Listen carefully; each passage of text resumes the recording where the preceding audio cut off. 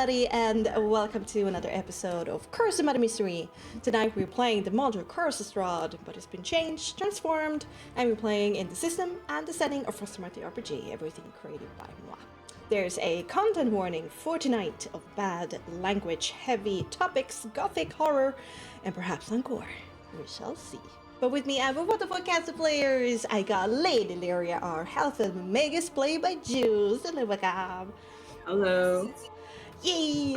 Hamardia, our cheating warlock. Played by Cookie. Actually, it's Helena, famous player from Beyond the Mists, and I would like to be referred that way. Thank you. Alright, okay.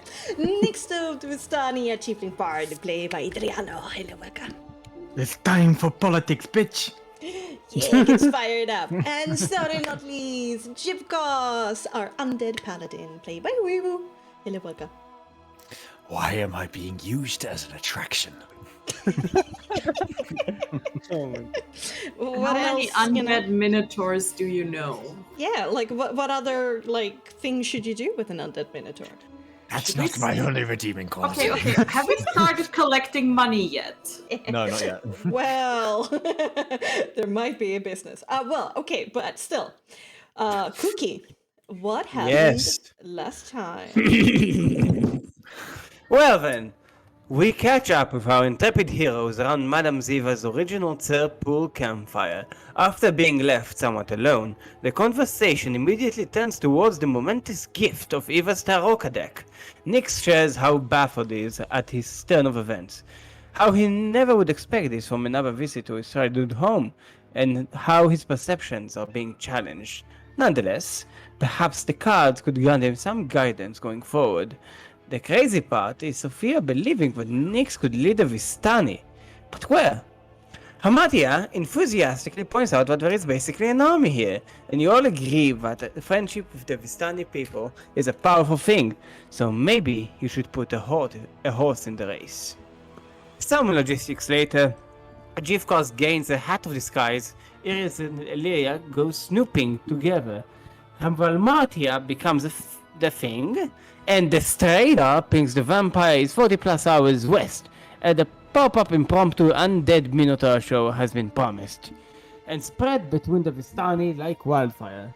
Identifying Eva's Taroka deck takes Nix on a journey of visions, a great flickering of thousands of reading that Eva has made in a long lifetime, an intimate memory of creating two cards with a vampire princess friendship and the Water Genasis mentorship, and a personal warning of the weight of divination and the possible futures. Nix accepts that strain for the sake of his loved ones and asks, "What must I sacrifice to lead the Vistani from the mist and ensure their survival?" And Nix draws the traitor to represent himself. The diviner reversed for the past, anarchist takes the place for the present. The on-the-nose avenger for the fragile future, and lastly, the abjurer to guide his journey. Furthermore, he gambles his own bodily energy to attempt to unlock further information from of the cards. Succeeding with the diviner, he learns that the true meaning of the card reverse speaks of white lies and protective deceptions. Touching base, Nix explains to Valmatia and Jivkos why he is sweaty stepping out of the wagon again, a heartfelt argument for spending your time and effort on the Vistani is when help. About breaking cycles and having the people support in Regicide, things you do in Barovia. Therefore, it's time to campaign and to do so somewhat by the book. And he needs Team Trauma's help to have a chance of winning. Those you're up against have a head start and are all formidable opponents because they're assholes. Get ready to throw dirt and have dirt thrown on you. Valmatia gets real excited about the idea of putting on a theater reenactment of Nix's story. Yes, she does. You meet Luvash's followers who invite you to dinner over at your Cap's camp. You discover that these followers are the only Vistani you've seen so far to wear a semblance of uniform, which is really... I mean, I think there are more of the weird ones than the Vistani that don't, but, tying a blue armband around the left bicep. Good thing it's not a red armband, because we've seen where that goes. Oh, God. You catch up Move with along, the move along. Pull it Beneos back, first. pull it back, pull it back. Yeah. Okay. you asked you ask to catch up with Illyria and Nereus first, and when you pick them up on your way, you learn from the duo that Arigal is the most popular candidate currently. You visit Luvash's attempt of a Vistani war camp, and the whole ordeal is somewhat jarring. Luvash seems bulkier than last, but his face is more sunken in, and he has added a tattoo of a bloody tears flowing from his missing eye. Edgy. After a bit of vitriol against Stacy, Luvash reveals that he's actually quite proud of Nix's Grove, of all of his achievements, and that the Vistani need him now. Luvash invites Nix to his political camp, in return promising to make sure that Nix will never be excluded again. Nix mirrors his offer, but with different reasons and more aims. Luvash appreciates it in kind, but believes that Nix needs to grow up more, because he's like downplaying him or being condescending. Work more for the Vistani, and learn more about leadership. Nix wants about the strength of the shepherd watching his herd, but Luvash wants to turn the sheep into wolves. Rawr. Nix again wants... Wait, that's like a lion. Like woof woof. Nix again won about the chains of enslavement and the wrath of the camp. And alas, they come to an impasse. Luvash thinks otherwise about Strahd, and aims to remove the Vistani out of the picture of Barovia and other people's drama for the protection of Vistani, so it's basically an isolationist. We're not even in the possession of Kiva's decks cannot truly sway him. You still part on further terms, because Luvash is a good guy, but best if fate would have him leader, and if destiny would choose Nix, he would stand beside him. So, who wants some presidential Vistani debates? Here we go! God, this feels so bad since there's the fucking stuff going on in America. Well, okay. There's 2 days until the debate. There's some, prep time here. So, let's get into that, shall we, huh? Uh-huh. Oh, this is gonna be fun. It is gonna be real fun. Indeed.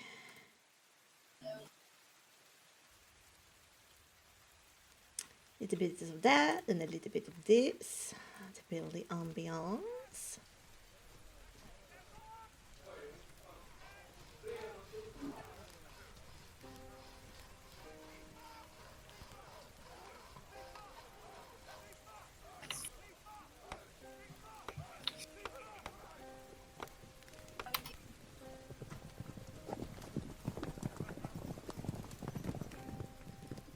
You're left alone at Luvash's war camp campfire as Luvash rejoins the loud crowd around the fighting pit.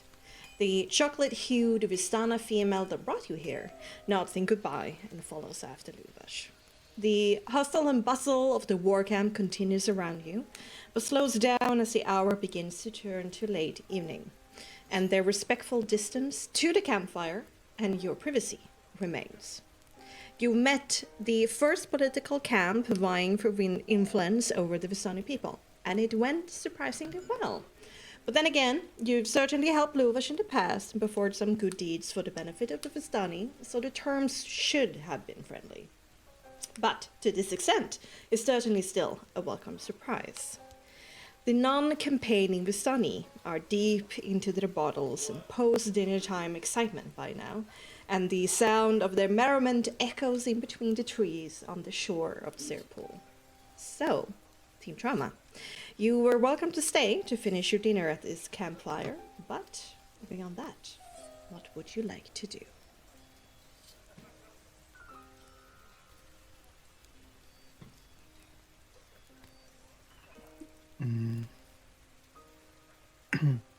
Nix would look to did Illyria join? Yes, you're all there. But Luvash spent the whole time only directing his focus and attention on you. And so Illyria, for the first time, you were ignored by Avasana. Which was pretty nice, you know? Yeah, Illyria actually kind of enjoys that a lot. Yeah, I understand that. So after Luvash leaves after this sort of one-on-one debate. He looks to the rest of the party and says, I guess I didn't know I had it in me. It seems that if we truly want to deal with the situation here and cast our horse into this race, I guess there's work for each of us over the next day to try and sway, discourage, show why Arigal should not be the leader. If he is the one who has the majority vote at this point in time, knowing what we know about him, it's a question of like, how do we go about, like, not, directly, indirectly, if you will, telling the rest of the Vistani about what kind of a son of a bitch he is? The fact that he killed your friend, Anya. The fact that he was in cahoots with Strahd is not really an angle that will really matter to the Vistani. The Vistani have always been under the thumb of Strahd. Therein lies a pretty big problem, in my opinion. But we can't really approach it from like, oh, he basically was the reason why lots of people got killed. However, we can take the angle from a Van Richten perspective that Arigal exposed the Vistani at the Valaki camp to a threat by doing what he did. And his type of leadership could potentially be dangerous for everyone. But I'm open to all sorts of, opinions here. Well, I, for one, have two suggestions in the manner of spreading some beautiful, delicious propaganda all over the place. That the first sort of thing in the order of business is something I think all of us can do really quickly. I mean, people in the Vistani like to talk, and perhaps a little slip of the mouth from a few unsuspecting Vistani, maybe, a little bit. Maybe we can slip into conversations as Vistani, we can switch our forms. Do a little slip of the mouth, a little something that should not be said, and spread rumors that way. In addition, I do intend to present Arigal's crime in our play. I'm going to do the play from once I met you all. So I'm going to do a little bit of a sort of a background. It's gonna be 4 origin stories and then a little bit of a summary of our journey thus far. So it's gonna be really fun. You'll love it. But I think we can use the show to also spread a little bit of your points. Maybe we can diverge it so a message that lays with your message, with your rhetoric, can be found there. Maybe not in the foretext, but in the subtext. Sure. Honestly, I am feeling a little bit confused. Sure.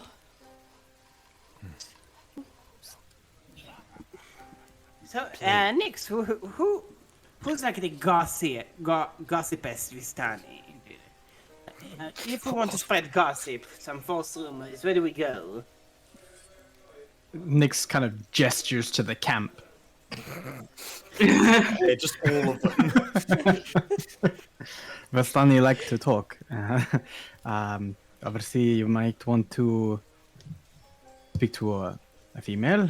They tend to gossip more than the men. The men tend to focus on what happened, who insulted who, perhaps, but more about the situation that they're in. Men don't tend to necessarily focus on the emotional side of things until they are drunk, and then they love you forever. For some reason, everyone loves each other once they're drunk. But if you wanted to find someone specific, DM, would Nix have a thought about what person might be more appropriate? Ooh. Ooh.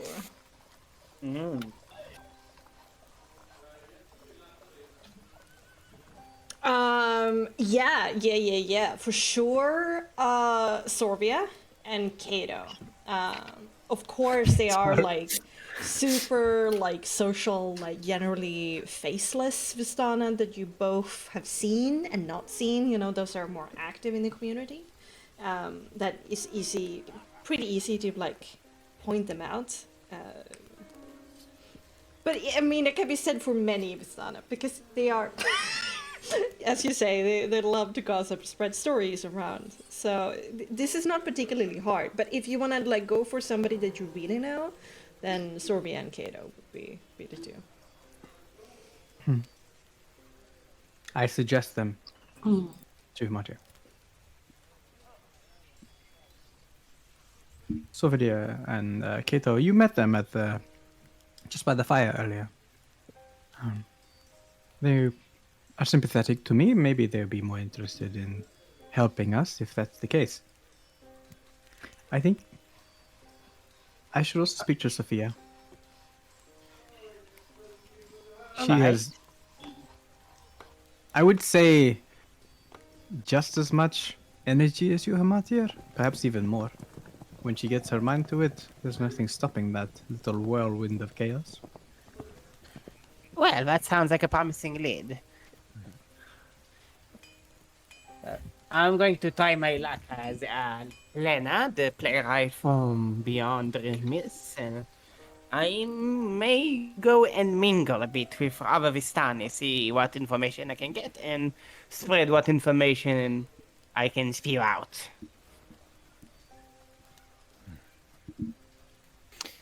That's Jivkos, you've been around for a while. I'm sure that you've seen those that were strong rise and fall. Any thoughts on your behalf? In terms of what? Well, if you have seen the failure of those in a higher tier of power, maybe some sort of insight here could be beneficial. Well, during my time, I have not seen much of what has happened in Barovia, besides those that have threatened Strahd's seat of power. Those have largely been those that have wandered into the mists. So, I'm afraid I may not answer much, but I think deceptions and that are not my strong suit in this at all. Luckily, you don't have to be the one that is adept in deception or subtleties. I think you should play into your hand, so to speak. Just do what you do best, and I'm sure if you have Hamatir guiding you along, all will come to some sort of benefit. So, for me, certain things that I have thought of, like potentially that could bring down or increase questions against those who also wish to be the leaders here. Because we don't just have Arigal, we have also the elders, right? We've got them to take care of. Those white wispy-haired ones who wish to maintain the status quo. But there's only there's a handful of possible thoughts that I have come up with that could potentially sway one way or another with relatively fluctuating results. So here are potentially my ideas. We could do the smear campaign like Hamatia suggested. Spread rumors like the elders could be cursed by over-dealing with Strahd, and we've got these bad omens, you know, dead crows, dead ravens, dead crows. Crows, right? Ravens. Ravens, right? Did ravens outside the elders' tents or something like this? That this could give a bad omen, and the Vestani are hella superstitious. Like they don't even think twice when it comes to a bad omen. So we could potentially do that. Now, maybe you can somehow figure that out. So some sort of play on their superstitions and fears, just to besmirch them. The idea of, I may be able to do something, but it will require a bit of subterfuge. I leave it to you to be all sort of subterfuge. Okay. Potentially, there could be a way to stage certain things that could bring to light the weaknesses of being divided. You're doing this play slash entertainment. Maybe like weaving into that something to do with how Aragal or the elders could have been involved with a conflict or have brought ruin to the Vestani. I can get Ariga pretty well with whatever happened in Valaki just before I arrived, but I don't think I can get to the elders. You'll have to. I mean, unless you want me to spread some false information, which I will gladly do so, but if you have any, like, actual juice, that would be great. Well, the elders have, as far as I can recall, the elders themselves have been working with Strahd, have accepting his protection and his gifts for as long as I've been alive. Maybe as long as Eva's been alive, but whatever contract that they made, surely there must be some terms that are no longer applicable. I have an idea. I have a great idea. So, you know how this werewolf clan, Strahd basically recruited them? What if we spread rumors that Strahd intends to replace the Vistani with the werewolves, but they will be his diplomats outside the Mist?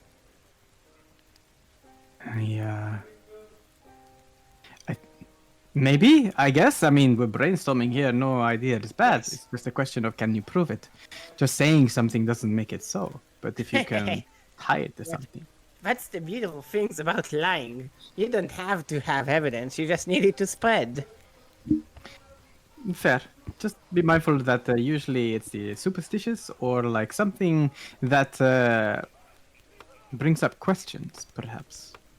The fact that the elders have made concessions for Strahd in the past is a direct issue against Luvash's movement. If he wants to be, isolated, the fact that the elders and Aragal want to keep the Vestani within the Mist as a form of protection, shall we say.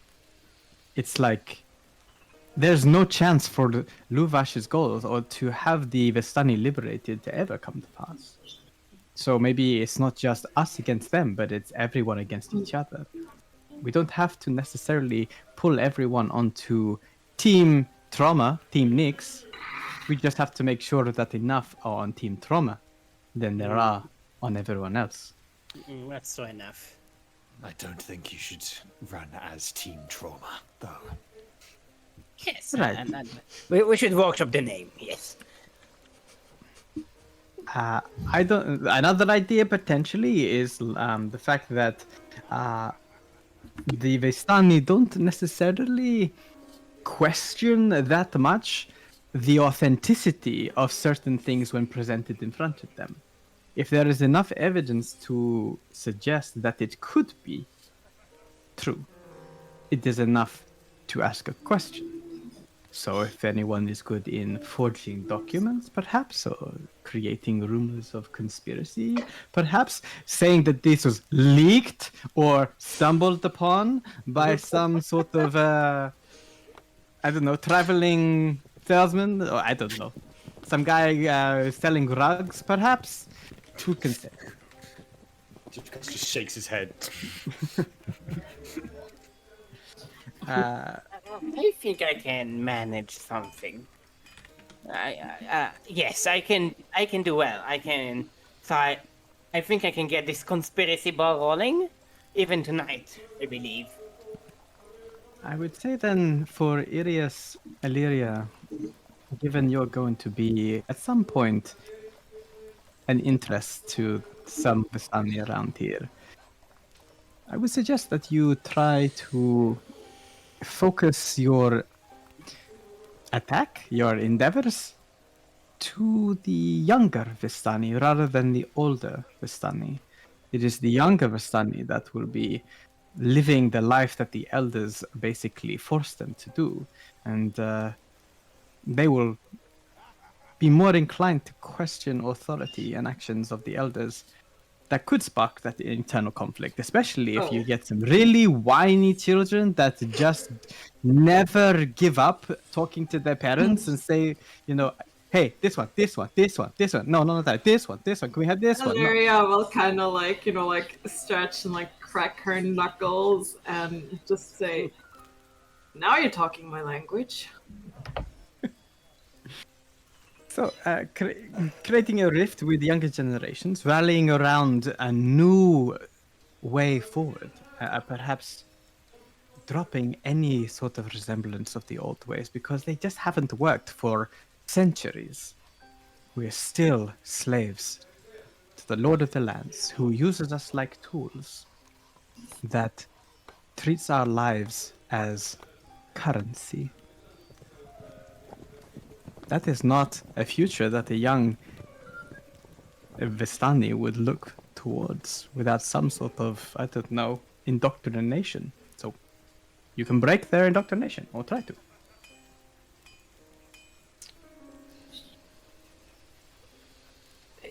Those are my ideas. I'm not really good with the honey part of things, but I certainly can walk beside Lady Lyria and look resolved. Yes. Nix gives 2 thumbs up. Iris nods gratefully. This I can do. I think mine might not be far off either.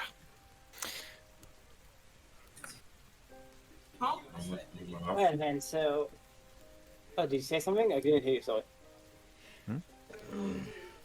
No? Maybe we're looking at this a little bit wrong, Sir Jivkos. Both you and I are perhaps not the most silvered of tongues, if you catch my meaning, but we're both brilliant in our own ways, and I guess a bit quirky. Me being a dwarven mage from the Copperbeards, and you being, well, yes. And that we're chosen to be here, to stand beside Nyx, and that we believe in his ability. I mean, I'm not saying that you young Nyx are perhaps the most experienced with leading the Vistani people, but from what I've been hearing, I mean, I'd rather have you than the other. And I'm here supporting, and I'm an outsider, and, well, in my own way, powerful and brilliant, and if I'm supporting Nyx, then why shouldn't you? Sounds good to me. Would it be not the greatest idea then to use this? He says, holding the hat. I mean, if you so please. I do not mind much. It's more for... Would it be preferred that I stay like this, or try to get into something that is, for most, easier on the eyes? Keep it just in case. I'm not going to need it for now. You can always give it back to me if it doesn't turn out to be something that you need. He just nods and... Alright.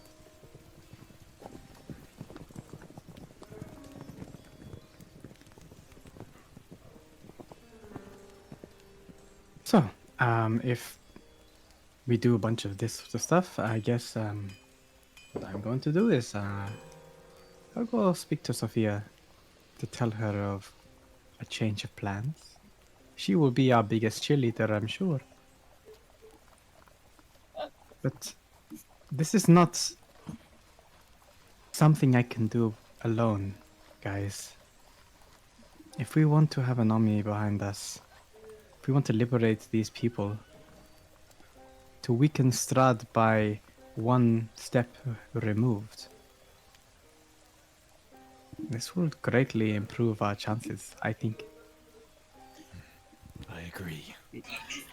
We are I here agree. every step. We are with you. We are going to get you to become the chieftain. What's the position? How is it called? What are we going to make you? It would technically be Monsieur next. What am I, an elf? Hopefully not. Well, blame Madame Eva. The big cheese. Please tell me you don't actually say that. The big Les game. grands fromages. No. Les Français? That's too cheesy. I'm not one for maintaining the labels, so to speak. If the goal is to free the Vestani, eventually there won't be enough Vestani within the mist to even call someone a leader. We will make you a leader, Nix. Oh, this is going to be so much fun. Nix right. gives a worried look to Hamatia but nods.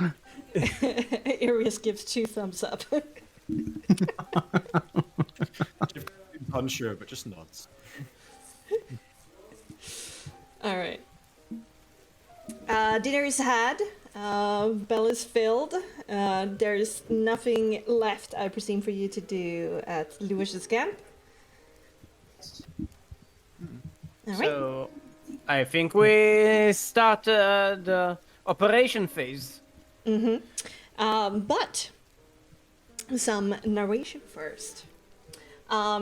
You do walk together for some, a time to get from Lubish's camp, which is on the outskirts, kind of like on a small apex of a smaller hill, overlooking the rest of the camp. So you're further like south from the Sirpul shore, close to the road that would take you to the Hangman's crossroad. So to get back into the thick of it, to the kind of center of all the microcosms of the Sirpul and larger camp, there's a bit of a trail that you have to walk, and you kind of join together, feeling the safety of the group until you come to the point where you feel it's a good time to split up. But before that, there is something that you witness. Oh no. So, you walk past one of the larger circles of wagons where a large crowd has gathered of about 50 or so Vistani. And Aragal has moved location, it seems, from the last time you saw him earlier this day. But the same scene is played out again. He sits elevated on crates and barrels above the crowd, half encircling him. But this time, it seems you have caught this act in the end stage rather than the beginning, because you hear him clearly finish his half-shouted sentence as, "And thank the rest of you that has pledged your vote and confidence in me and our prosperous future together. It might be hard to believe, but it's a promise. I believe action speaks louder than words, however, so I have here with me a token of not only mine, but also our dear prince's appreciation for your continued friendship.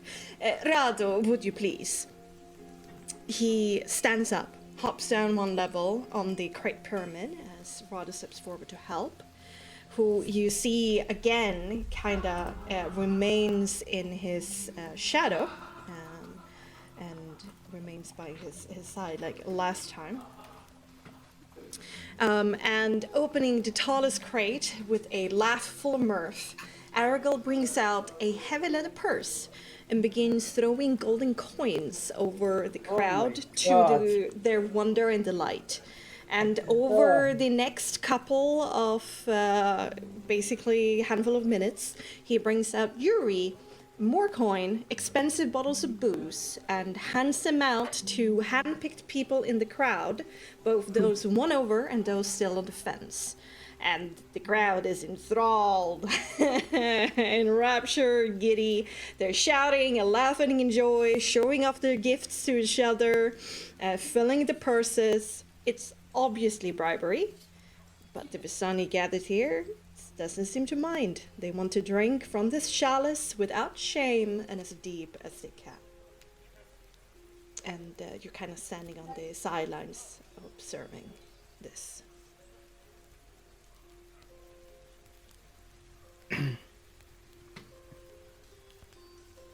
That is a cheap tactic. I think we may know who his Cheap benefactor but is. effective, I'm afraid.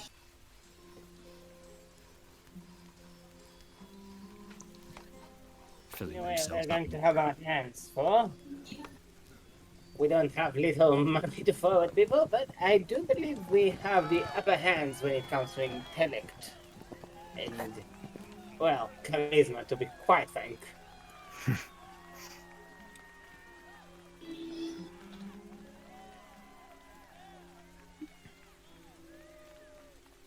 It is an interesting tactic, though. It's more about getting the name out there.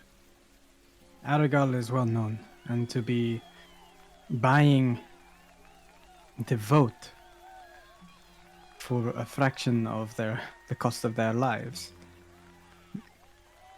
I mean, it's laughable. It's a very cheap campaign strategy. But if you first, actually, I think I could probably spin this in a speech. The steps that will be taken here, guys, is that will be some meet and greet, some like mingling to try and get the name out, conversations, but ultimately it should come down to debate and speeches for the people to hear. I can at least mention something about this. But he's doing something like I mentioned before, playing within the boundaries, but cheating as close as you can without cheating. Anything you can think of? Play dirty? Well, I, for one, am really looking forward to looking his defeated face when we finally make you leader. Funny that he requires Strahd's coin to win rather than just himself. Indeed. That's maybe something you can twist. Even himself, just to try and win people over, is reliant. Yes. Well, Do you think this gold is real? Do you think perhaps it comes from some sort of shady place? Well, Strahd, so yes. Those who please, but up to 2 people can make me an intelligence perception as you see kind of the hullabaloo of it all and see the crates and barrels being opened and handled. Intelligence perception. I have pretty good intelligence. I got a little bit. Yeah, well, you two talked about it, so. Very smart. All right, Cookie. Okay, all right, Wow. okay, all right, okay. Whatever. Carry on. Oh, Jesus God. Christ. Only uphill from here, right, guys? Yeah, guys. Good start, guys. Aragorn calls out again to the crowd, like after he's opened the last kind of crate and thrown some more coins, handed off like a very expensive brandy bottle to a very very happy Visana that kind of like salivated in the mouth. Like basically bugger off, you greedy people. This was the last gathering for tonight, but tell your friends I will be back tomorrow with more. I'll be back. And, This does give Nyx an idea, but finish up. And he basically tells Radu, like several like people from the shadows that you didn't immediately see. A little bit more like it is a little bit crude of saying a mean-looking persona, but like more rougher kind of looking persona come out of the kind of the like behind tents and from the forest, and they bring out these wheelbarrows and helps Aragorn move these things out and away. So it seems to be like a larger operation that is going on behind the scenes. Something to investigate, perhaps. Oh yes. Perhaps I can slip in a little bit and see where this is going.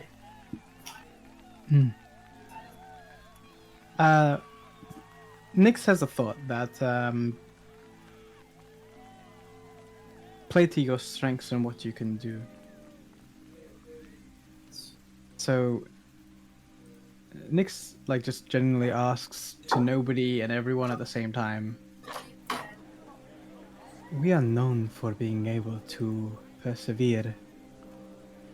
The challenges that we have encountered along the way to make ourselves stronger, we have done so by working as a team and sustaining each other through whatever challenge we have faced. No? Indeed. Can what you I get here- see? Can you see anyone who may be sick, or ill, or injured? Can they? Can we? We can't see shit. Or is there like a place in the camp that is specifically for that? Like, Yeah, basically. I mean, there's a lot of people here, so maybe like people coming far and wide for Madame Eva's funeral, they will come even if they are unwell or injured. In Nyx's idea, I suppose. Yeah, for sure. I don't think that there's like an organized kind of like medical center for like really, but I do believe that if you like that there would be at least like a wagon in each caravan that is kind of like put aside for the like the purpose of that. Okay.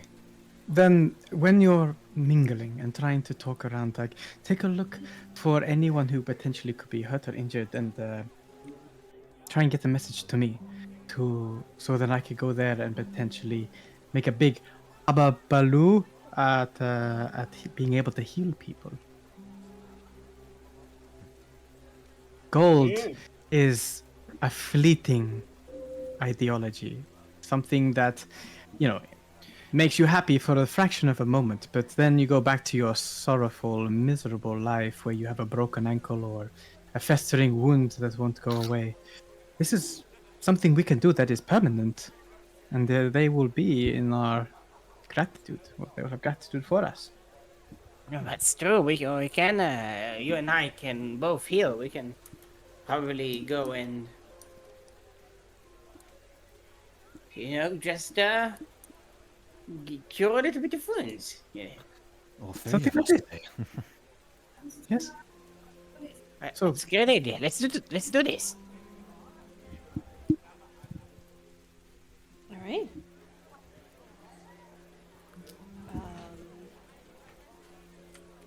For sure. Aragorn and Rada retreats to seemingly heading elsewhere, not noticing you and your presence. But kind of like standing there in the crowd as it kind of disperses, there's certainly again whispers, seeing Illyria, seeing the wondrous undead Minotaur and his upcoming performance. And Nyx, of course, whispers more about Madame Eva, like personally racing Nyx. And a lot of like curiosity around that, not knowing why he wasn't like more known or more noticeable among the Vistani. But like that's kind of like the whispers around you. But there's certainly, especially so around Illyria, like this apprehension of going up and actually talking to you.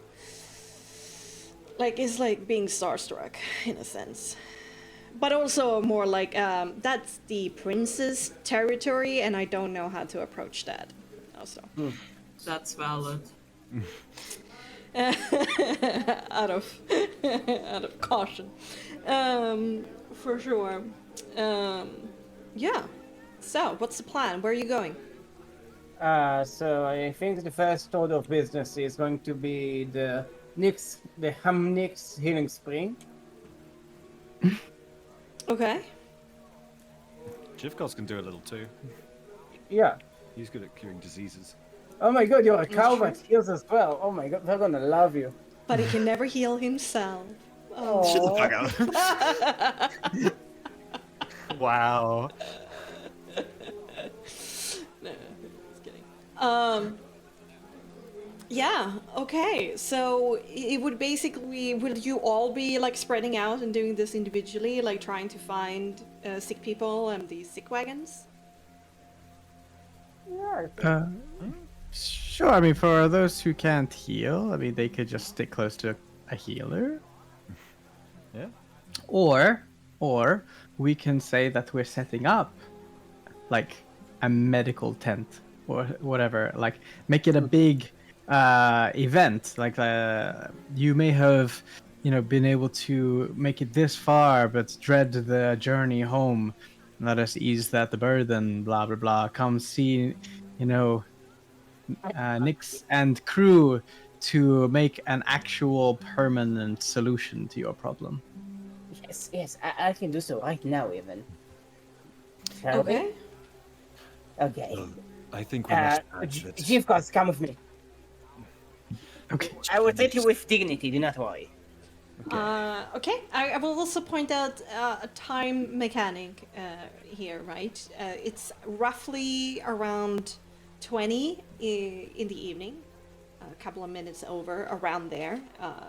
And the Vistani are currently partying with a big P. But like consider like setting up this tent, getting the word out is gonna be time spent. Gotcha? Maybe, yeah, and people will not remember in the morning. Yeah, Maybe we do this maybe for in the tomorrow morning. Yeah. In the that daytime. makes more sense. So we're into rumor spreading right now, or Rumor spreading, finding out information, finding out where those coins came from, finding out any sort of rumors about the elders or Aragal,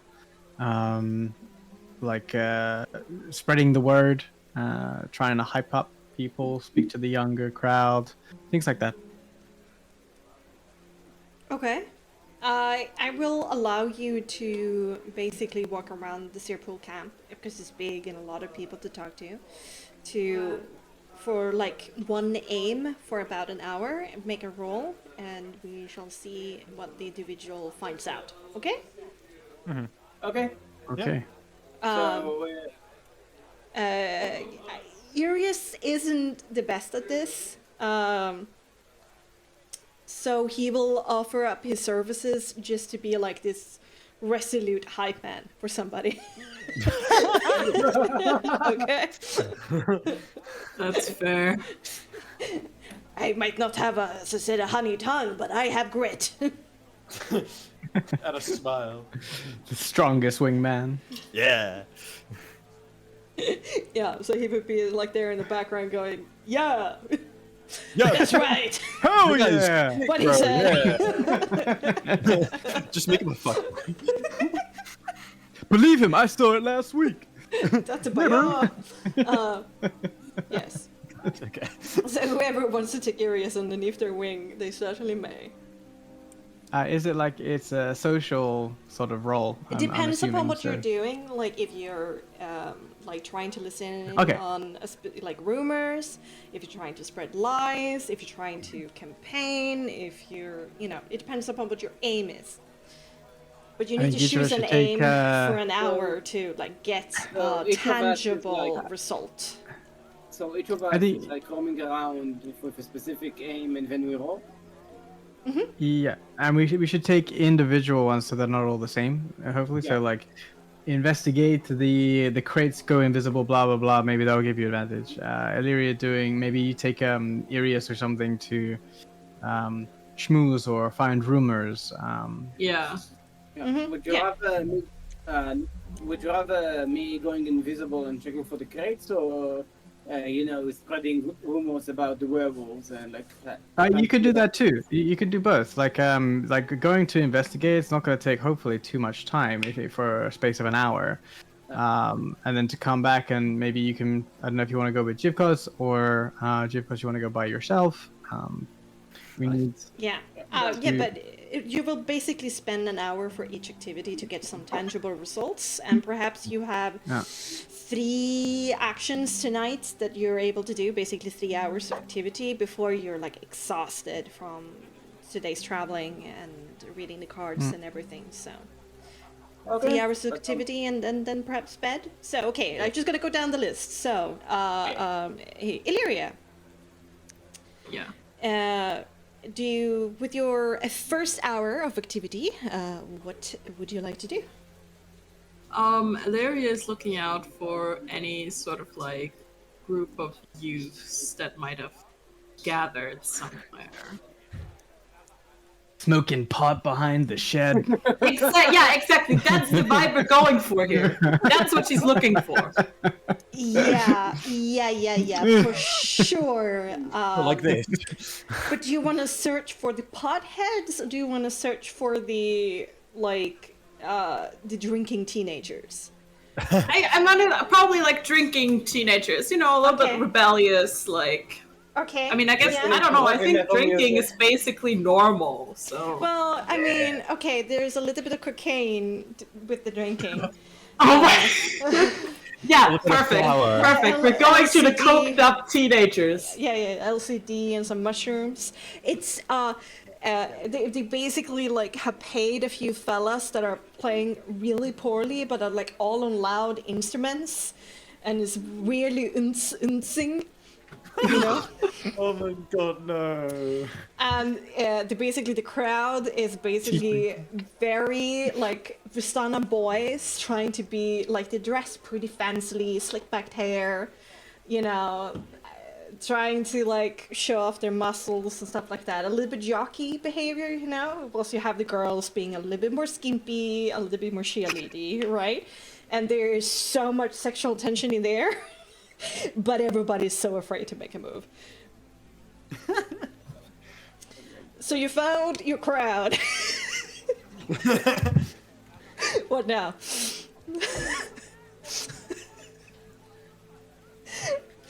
Yeah. Illyria is just kind of gonna walk up and see what happens, probably as soon as they realize there will be some sort of panic. How do you do, fellow Yeah, how do you do, fellow kids? I mean, to be fair, we have to. That's kind of what she's doing, because we have to keep in mind Illyria is a half-elf, but she's still like almost 30. Like the first kind of Vistana boy that sees you kind of goes, "Yo! Who's that wacky looking half-elven girl? No Barovians allowed. Ew." Really, no Barovians allowed, eh? And then another, like a woman who is basically dressed up in a miniskirt and a bra kind of comes over and kind of like slaps him on his head. What are you doing? That's Lady Lyria, you stupid idiot! Like, are you dead? Gone? Wake up! And like, she still like hits him on the head. Slap. And he's like, Stacia, no, please don't hurt me. And like the news of your arrival like spreads a little bit through the crowd, and they're like coming up to you, trying to like act like they're somebody, like they're tough, like they know what they're doing, but they're underneath the surface, and it's quite easy to see they're super insecure. Just like any teenager. Yeah. So it seems like you know where to come and party with the cool people, huh? You want some something to drink, something to snort? Sure thing. Hey, the stuck-up lady is actually pretty cool. All right, dude. You take. Something. Yeah, It's a smorgasbord of drugs. Smorgasbord. Take it, whatever you do me. Oh my goodness. Ellery will take something and she'll, that's kind of like, that's the crowd that she used to run with before somehow managing to join the military, fueled by nothing but spite. Yeah. Okay, so you do have a little bit of, I will set the DV in my head accordingly. Do you partake in any dubious-looking powders or pills? She'll drink for now, but she'll try to not get high immediately. Okay. All right. Perfect. All right. So, what do you want to tell these kids? What do you wanna like make them believe? The dogs are bad.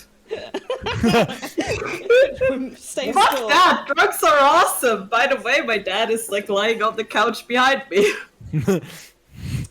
Don't say that in character. I don't, but I'm just saying, I just shouted out very loudly, drugs are awesome. They are. Alira will kind of like sit down and she'll be like, kind of reminisce a little about how she used to do stuff like that before eventually kind of like turning towards those kids and kind of like asking them about their opinion. Like, so, what do you think about everything? Oh god. I need to talk like these people. Oh my god, did you hear it? Oh my god, guys. Well, there's some people who find like the elders are the least popular ones among this crowd, okay? They're boring old geezers. We don't listen to them. They're boring, okay? Yeah. So basically, a part of this crowd is pro Luvash, and the other part of this crowd is pro Aragol. And the ones who are pro Luvash are basically the more jocked up kids who are like, I'm gonna join the military, you know? They should see Jivcast I'm gonna and see be how that works. strong, I'm gonna conquer shit, and I'm gonna get swole, and, he's like a good military leader, and we need a strong hand, basically.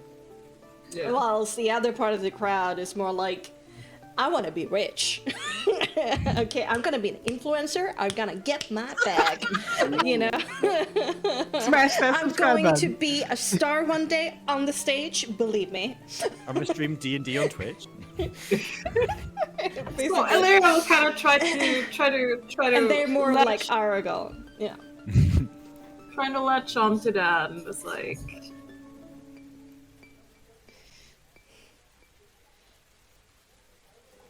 Okay, but is Argo gonna be that much better than the elders? Yeah, dude. He isn't boring. And he's like actually thinking about outside of the box.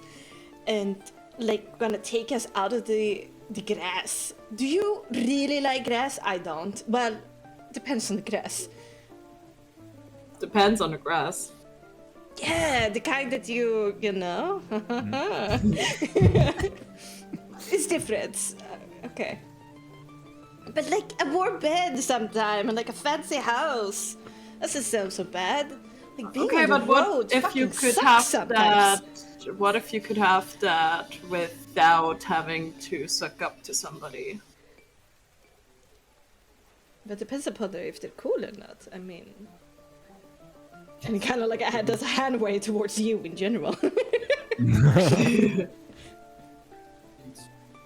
A guy You kind of think leans Strahd is in, cool? and a guy kind of leans in and kind of wiggles his eyebrows. I mean, I'm willing to suck up as much as you want me to suck up. Oh my god. Wow. You know, that's bold. he gets some high fives from his bros. Oh god. Hell yeah, bro. I hate myself right now. Hear me out, think about it. You can do all that, you can do whatever you want. But not if you fall for cheap gifts in the now.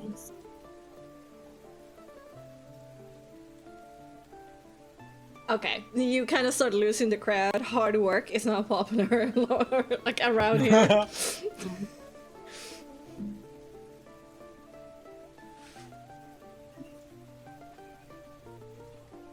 I don't usually, I'm very social. Illyria is just gonna be like,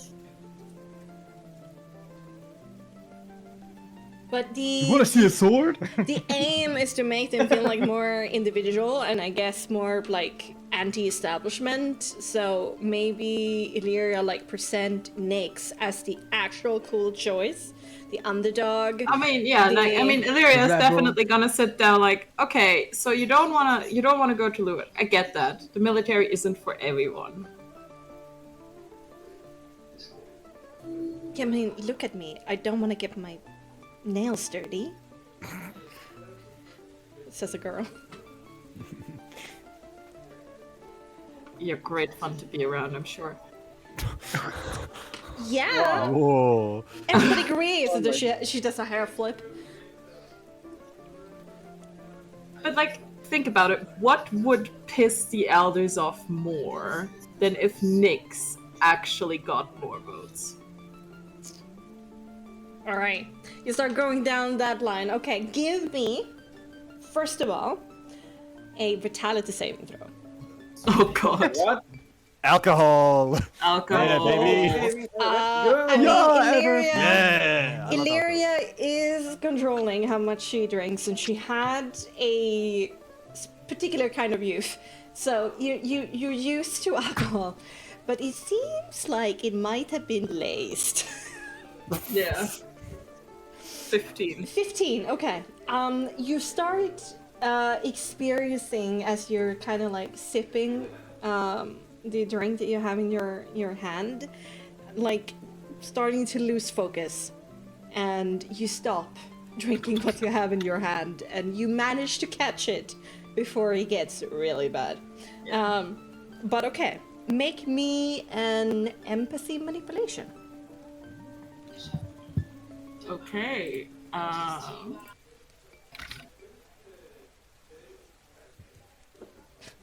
Jesus Christ, somebody tried to like roofie Illyria, that's crazy. Oh god, if Strahd finds out. Natural 20! Yes. You getting these kids? Yeah. Dude! How do I reach Fuck these it. kids? How do I reach these kids? Okay, alright. I love that. That's actually amazing. You know the lingo. It takes a while to like warm up and like there's a little bit of a different counterculture going on, but you get used to it, and you're able to instill in these people that actually the true hipster thing is to support the guy who don't have any support yet. We were first. Well, it is. And Underdog. Illyria can be quite like fiery, right? Yeah. And you're inspiring. Like when Illyria stops being so much in her head, she is definitely like there's a inner charisma that just starts to shine, and she shines brightly. That noble shit. For sure, and everybody at the end is like, basically shouting Nyx's name as you party, and they're like, it's gonna be so dope. Yeah, and he's basically calling it to the man, and the man this time not being the elders, but actually Strahd. Yeah! Yeah! We got a bunch of fucking anti-Strahd kids. They're not gonna die, totally. These kids are so dead. Yeah, you actually make them stick it to Strahd. Okay, awesome. I'm gonna write down this net money. It will have effects. Okay. Perfect. All right. That's an hour. Okay. Hamartia. Yes, as soon as we finish the conversation and we split, Amatia will go invisible and tail the barrels. So she will cast invisibility, so that's a vibe check. Vibes, yes indeed, but is it a soul check? Right? Yes, okay. Yes. So intact. Amatia will just slip and you almost like, she does the thing, like the really cool thing where she goes into a crowd and then like a person walks by and then she disappears. Wait. I need the right music for this. I think I added it to the other campaign. Is it Pink Panther? Is it Mission Impossible? Oh no. Okay, those are copyrighted. Okay. I can't. What if we start humming it? Would you get a strike on Twitch? No, you ain't get a strike. Here. It's Ba-dum. it's definitely coded.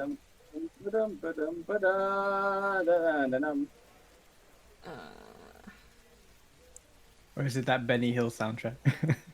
Or is it like Jason Bourne? Okay, let's go. Let's go. Oh, infiltration. Let's do it. Snake! Snake! Snake! Turn into a barrel, quick. Must have been the wind. Oh my god, that's so fun. Okay, so this okay, first of all, they did have some time to get moving, so you're not entirely sure where they went. So to begin with, we're gonna make a simpler, because they're still quite overt. We're gonna make a rather easy DV on a survival intelligence. Let's just take up the tracks. Okay, let's go. Survival intelligence. Let's see. Don't pepper it. Oh my god, I'm feeling so. I'm hyped. Okay. Survival intelligence. Sorry, survival intelligence. Amo. Please don't talk to yourself like 19. that. Oh. 19. Okay, no worries. As I said, they're pretty overt, and you just make some quick deduction, looking at the ground, hearing like where the noises are coming from, just thinking about where would they probably go, and you're on their trail. This is basically like a group of 10 or so Vistana that are like carrying on wheelbarrows the leftovers of the crates and the barrels and what was given to the crowd in some kind of direction. Now, to trail them successfully, I need you to make me a stealth check, and since you're not visible, this will be hearing based, so this will be dexterity. So stealth dexterity, please. Okay, stop the 30. Let's But go. with advantage, since you're invisible. Yes. Stuff next. Okay. Wait, what? 33, 36. Okay. How do I do the take highest one? Keep highest one. It's Yeah. 2d20 KH1. And then plus your modifier Yeah, plus whatever, yeah. at the end. Okay. 1 plus 7. 21. All in all. Yeah, that is definitely higher than passive perceptions in this crowd. Okay, yeah. Plus they're drunk. You can certainly see whenever they take a break or they don't have anything in their hands, the kind of like hands go into the coat pocket to pick up like a a small tin flask. They're definitely drinking on the job. They're sneaking. Yeah, sneaking it. sneaking. Yeah, for If it's sure. running at home. But the kinda like vibe among them is certainly like somewhat hushed. Like they're doing something that they don't want to draw too much attention to themselves. But they're not so worried that they're completely quiet. The vibe is actually pretty high. They're like laughing and talking with each other. All of them are sneakily armed and armored, like hiding leather straps and like knives and things. There's even somebody who has a hand crossbow, but like underneath, like cloth to like not make it avert. And they all are pretty like lean and well built. They certainly seem to have experience. There's some that have scars. There's two that has pretty elaborate tattoos, where one of them glows for a moment as they cast prestidigitation to kind of fluff up the hair, as you do with prestidigitation.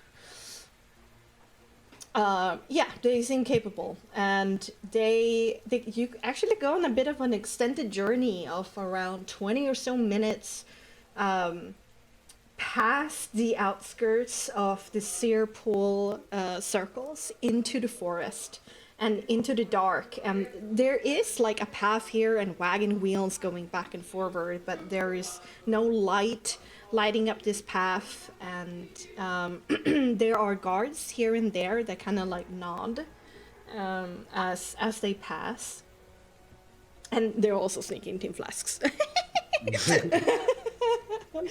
And How many goods are we talking about, all in all?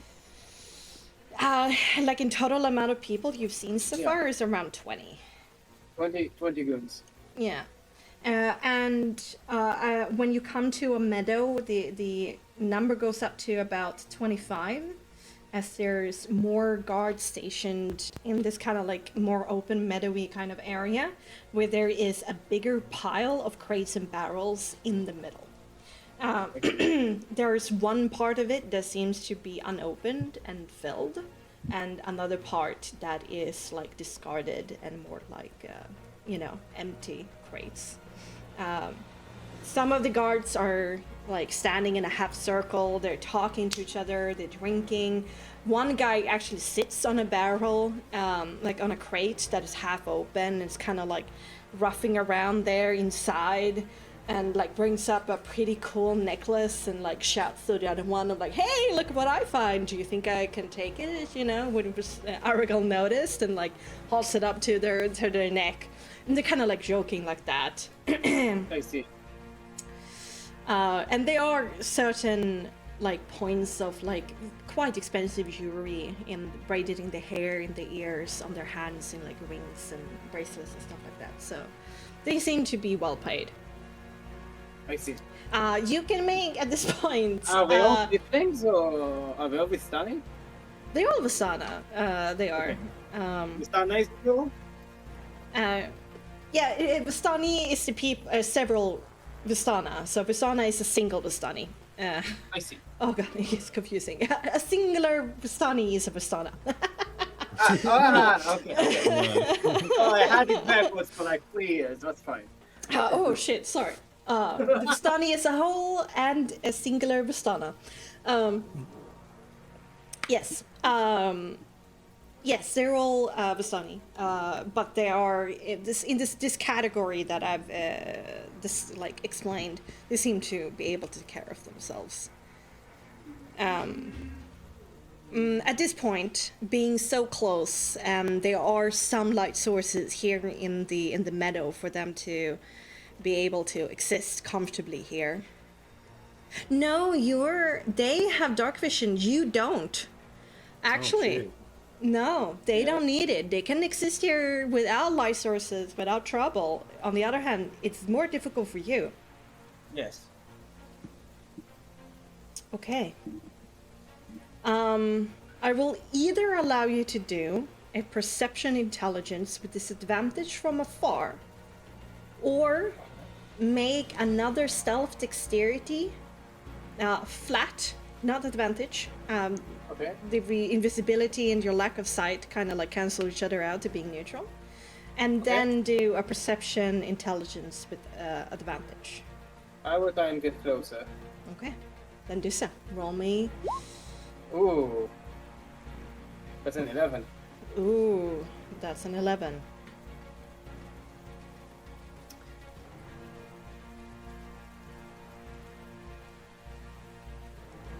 They hear something strange, and they all perk up, and they start immediately. Their voices kind of drop to a hoarse whispering, and they're on edge. As much jovial and drunk they seemed before, they actually turn pretty serious and professional. I am going to send Soul to make noise for the bushes as a sort of diversion to make them think that it's just like Soul. Okay, Soul doesn't have a lot of body weight, but he has a lot of passion. Makes up with gusto. So this will still be a disadvantage. Make me an athletics dexterity with disadvantage to try and make noise in the bushes. Try to like hit the leaves in the right way to try and make some kind of noise. Okay, with Soul? Mm-hmm, with Soul. Oh no. Okay. Let's see what. Okay, let's see what. Okay, this is going to be fun. Okay, and take lowest one this time. He could also light up instead. You know. So I'm going to send him flying like a big fucking moth, light up with his light, going around the bush. Okay. He's slightly like larger, like he's not like a lightning like light bug because they're way smaller than Soul would be, and his light is brighter. But it's still just a bug that is lit. So the question is if they get interested. I'm going to make a general cunning check. Okay. Or intelligence check, which will be slightly lower. Yes, Oh. cunning intelligence. No. They get mesmerized by the moth.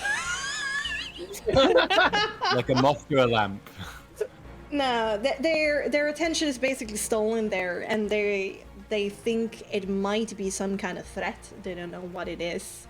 So If he's it makes basically sound flying enough. around like a UFO.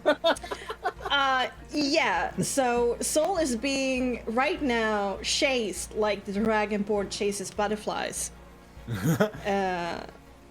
In the fields of Skyrim. But it does give you a moment of an opportunity to sneak forward without needing to roll stealth in all the commotion and make I'm me sneaking. that perception intelligence with advantage. I am sneaking away. Oh, you don't want to attempt to get closer? No, I am sneaking forward. Sorry. Okay. I'm sneaking Oh. way forward. Yes. Okay. Then make me that perception intelligence with advantage once you're closer. As also a Soul kind of goes past, whee, like lighting it up. Okay, 12. Oh wait, that's 14. I need to get the lowest one. Okay. Yeah, no worries. 14. Yeah, no problem. What is basically evident up here, up close, as Soul kind of goes past and kind of like flashes you in his kind of like light blue, bluish light, is the Ravenloft insignia burned into each and every crate and barrel. I see. Is there anything else? A document, something? Is there something I can take? Something incriminating I can take?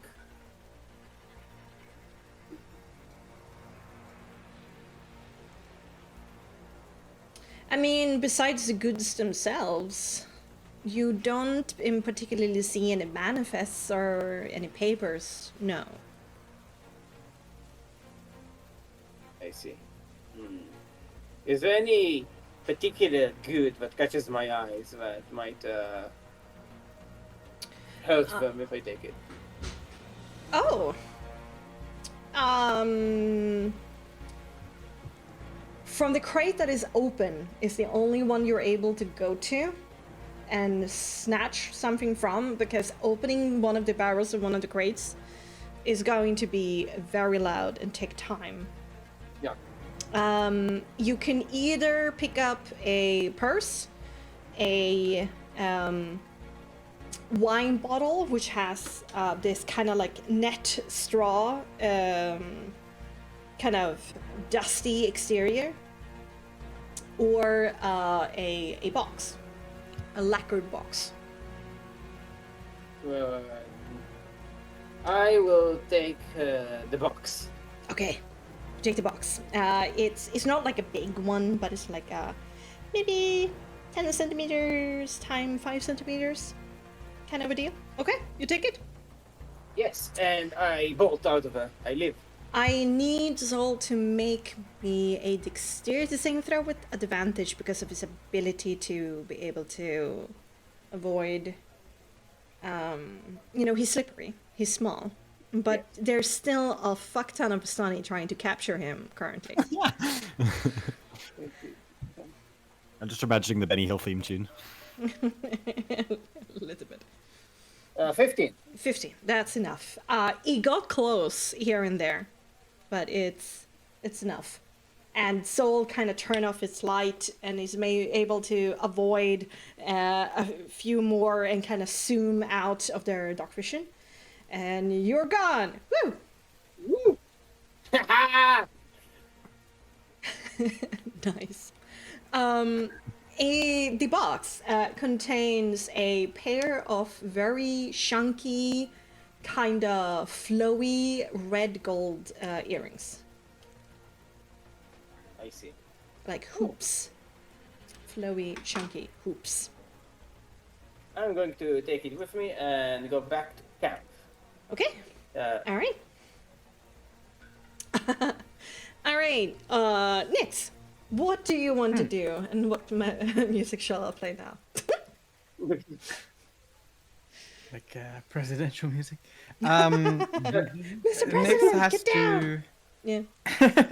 Nix has to put his face out there, and he has to go to whoever he feels is the coordinator of these voting systems to ensure that his name is actually in for the running of the elders.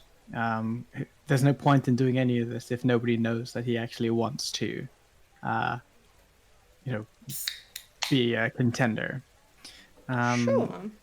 Yeah. He also wants to make sure that Sophia is informed, and that the group of Vistani that are already in his corner, so to speak, are working with us all to do one of the things here and there, or like Illyria is doing with the drug addled teenagers.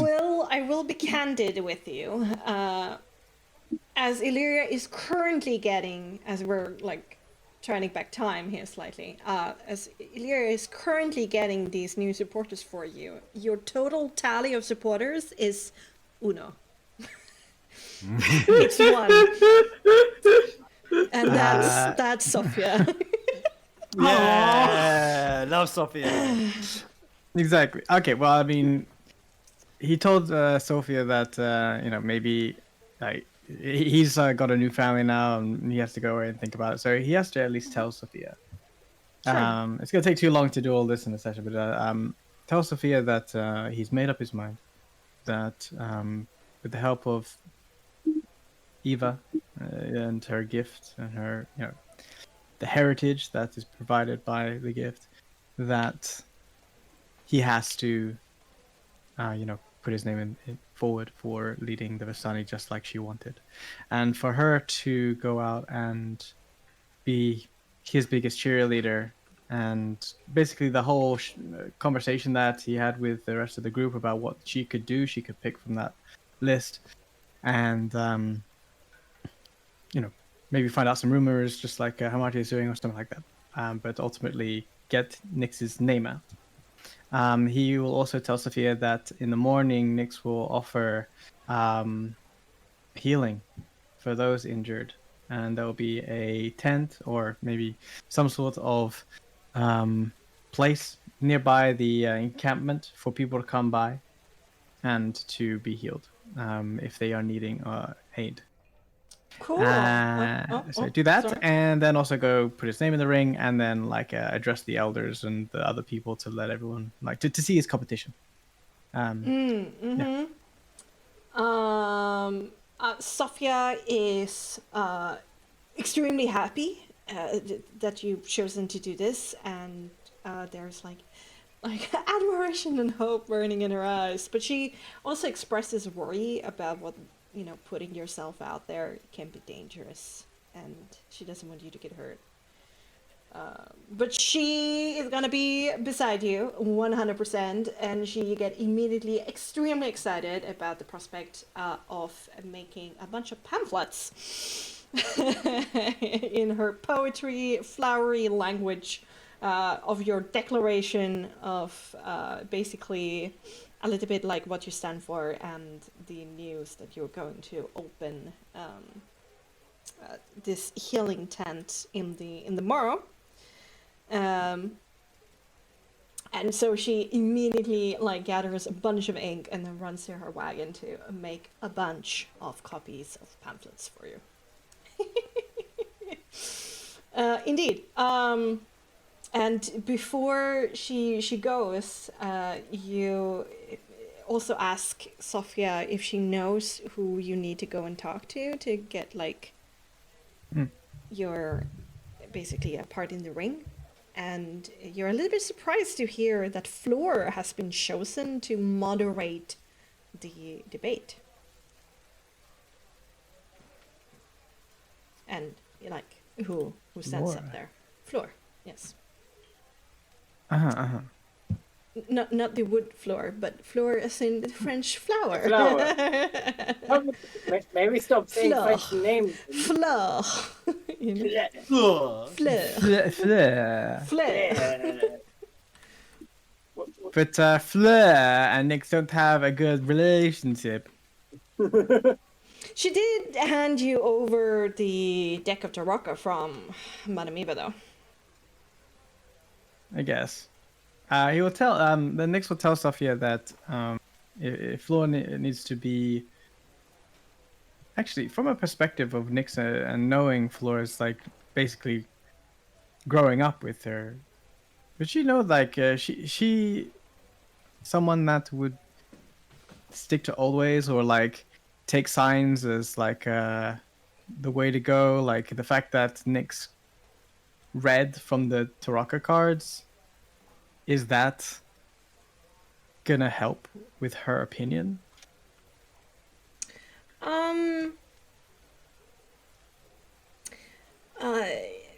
So Fleur, despite her kind of personal image problems and an extreme kind of middle-age crisis that Vistani can go through of no, I'm losing my beauty. I'm not hot anymore.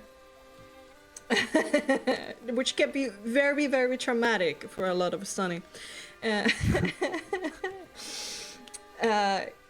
She was certainly her biggest strength, or you should say perhaps virtue, has been being diligent and hardworking and patient. She was a primary kind of caretaker of Madame Eva, in her older days, I mean, certainly Nyx wouldn't cook meals for Eva. It's not really a Nyx thing Burned to meals do. is more probably appropriate. Yeah, exactly. And Eva, I mean, she was still supernaturally strong despite her age, but she was also a very busy woman, and so Flor would be the one to kind of come over and scold her a little bit of like how messy her tent has become, and like help her do like air it out, do laundry, bring her food, things like that. And so Flor definitely has a respect for the elderly, and she does her part. And that's also why she went around and complained at Nyx all the time of like, stop being fucking lazy. Just spoiled ass brat and help me do the laundry. Fuck you. Okay. But my hands I need it for writing. We all need to pull our part, Nyx. You lazy Do something.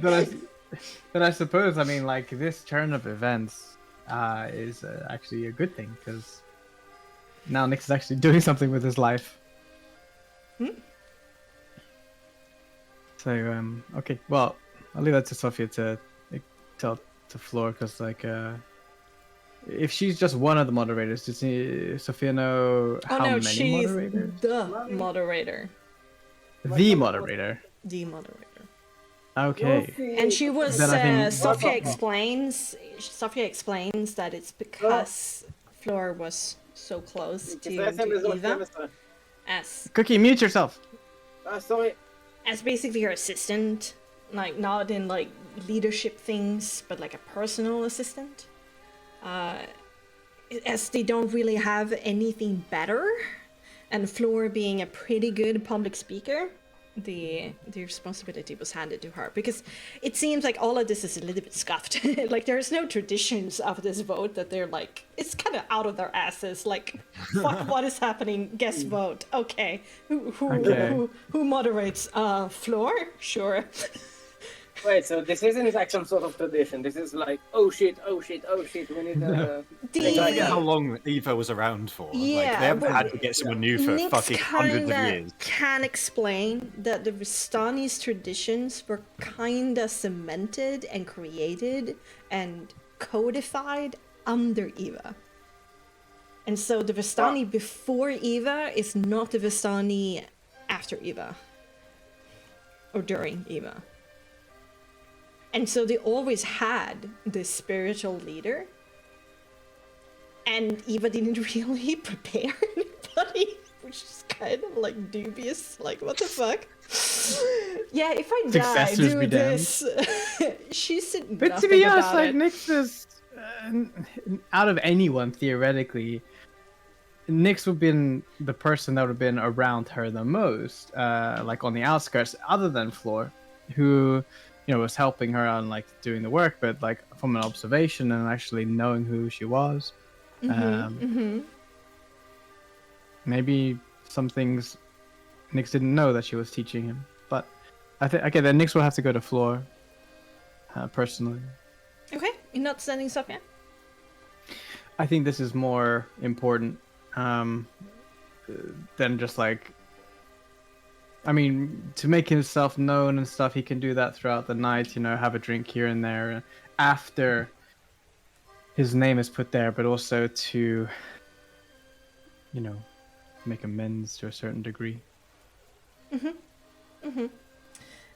You do find Flor in her tent, sitting kind of in front of her makeshift boudoir, and she is currently putting on like a new, another fresh face, new paint, and she is dressed a bit more provocatively. She seems like she's getting ready to go out and have a night on the town. If that makes sense. And she is quite surprised and kind of pauses and kind of like twists in her chair and just like leans like an elbow on the chair's back seat to like turn and twist back at you, your face mirrored in the mirror behind her head. Yikes. What can I do? No, what? Me and Saban was actually making food for all of you? Where the hell did you go? I'm sorry, was I meant to be making food? No, I told you guys I was making food for you, and then you just disappeared. I and Saban left Right. you at the campfire to make food for all of you, and then you just. And she kind of like pinches her nose bridge. You know what? Forget it. Forget it. It's alright. I'm okay.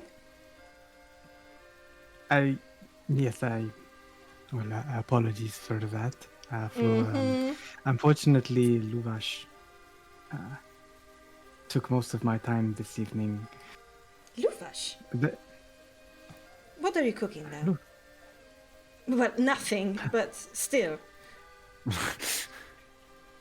Cooking something else, Flor. First, It's quite dangerous to speak with Luvash. Like, you haven't, like, believed anything he said? so he wanted to speak to me personally, and I've got history with Luvash. And you allowed I helped him. to do that? Why? Why did I help Luvash? Or Yes. history of Luvash? In my travels. Why since- even listen to those fanatics? Have you seen... You saw the camp. I saw the camp. I heard what Luvash wants to do. Okay, It well, I is, hope now that you uh, realize the error of your ways. I hope. Right? Error. Yes. My ways. I mean, all I did was go over and talk with Luvash. Do you actually know... you talking to him might actually have some consequences if people saw you. Did they? Not particularly. Everyone seemed to be getting merry. I had only just really arrived in the camp, and more interest was towards one of my traveling friends. He's Well, a relatively stay- large kind of minotaur. Stay Anyway, away are we getting off track? from Luvash and Aragal, please, Nix. With everything else going on, I can't babysit you two. Flor, please allow me to say what I wanted to say here. I appreciate you are getting ready and want to enjoy new blood around the camp. I don't mean to prevent you from doing that, but I need to say my piece. You and I, we have obviously known each other for a very long time, and our relationship has been tense at times. And how I left this camp the last time I was here wasn't in the best way. But I'm sure you can understand why. I actually want to apologize for something. There is a lot of things I don't want to apologize for. I was right, and I'm usually right. Okay? But then, I should have stood up towards Dorinia when she did that. It happened so fast. I was in shock. We shouldn't have done that. Not so quickly, at least, and not like that. And I'm sorry for that. We were all in shock, Flo. No one could have predicted what happened that day. And nobody, at least if not myself, ever really thought about a future where Madame Eva was not in it. She was our lives. She was the Vestani for most people. She never really worried about the future, and we never really questioned what would happen after Eva. We just assumed she would always be. But now here we are, Yes. at her funeral. And Funny. I'm in your tent. She squints hard. things have transpired since I have gone. Since I've been away. Yeah, I've heard some rumors. Is half of it even true? Wait, which rumors are you talking about? A dead witch. Revolution in Valaki. Yeah, that's true. Dinner with Strad. Yeah, true. Fight with the strange forest folk and the biggest tree. You got some good sauces. I know my way around, okay?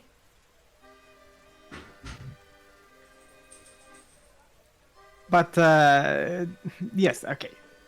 It wasn't just all of me. I've had a remarkable group of people around me to allow me to achieve such things.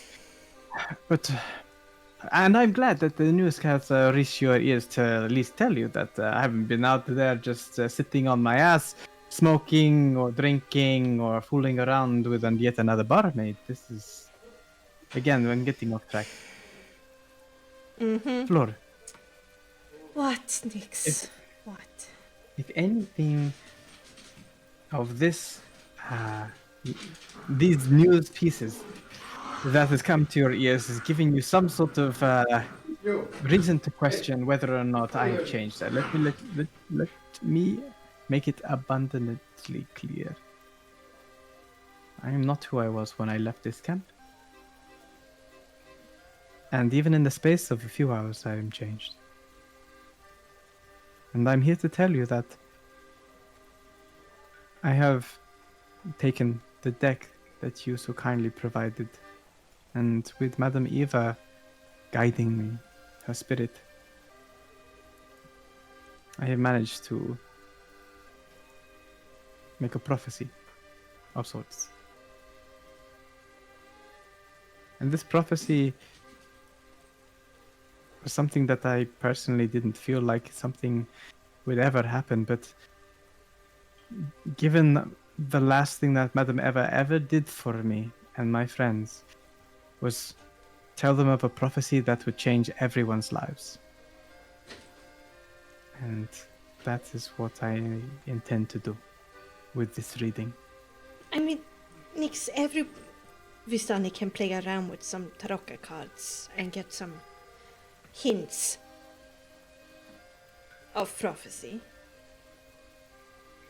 and information of what has been and what are.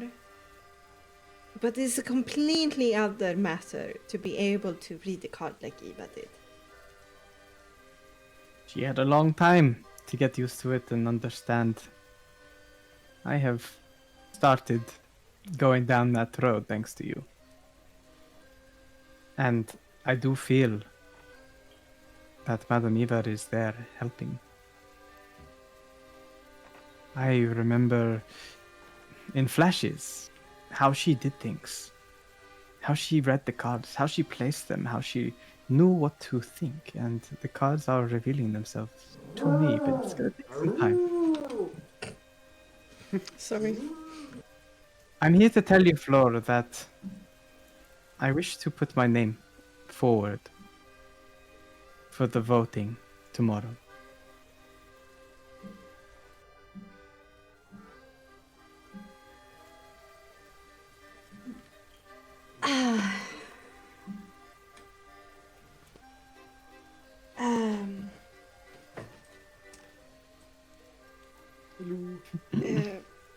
Okay. Don't go on stream. Don't go on the stream. Okay. Togo don't like. She looks at you like she's reevaluating you. There's like part of her that is like hoping that you finally turned into being like an upstanding person. Another part that is like, okay, I don't really believe, you know. But eventually This is very distracting. Joey, please leave or take the dog. I'm trying to take the dog. Okay. Thank you. But she kind of scoffs eventually, and she says, "Nix, I'm glad. I guess you have the gift of sight. I mean, most Vistana who develop the ability to do the eye eventually learn to do at least some form of tarot reading. That's normal. If Eva cared for you so much because she thought or knew that you had her ability, I'm not sure.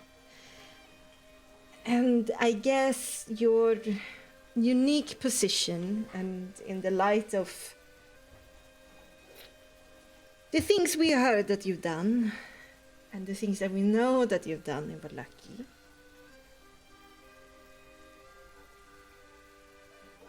I think there is a chance, okay?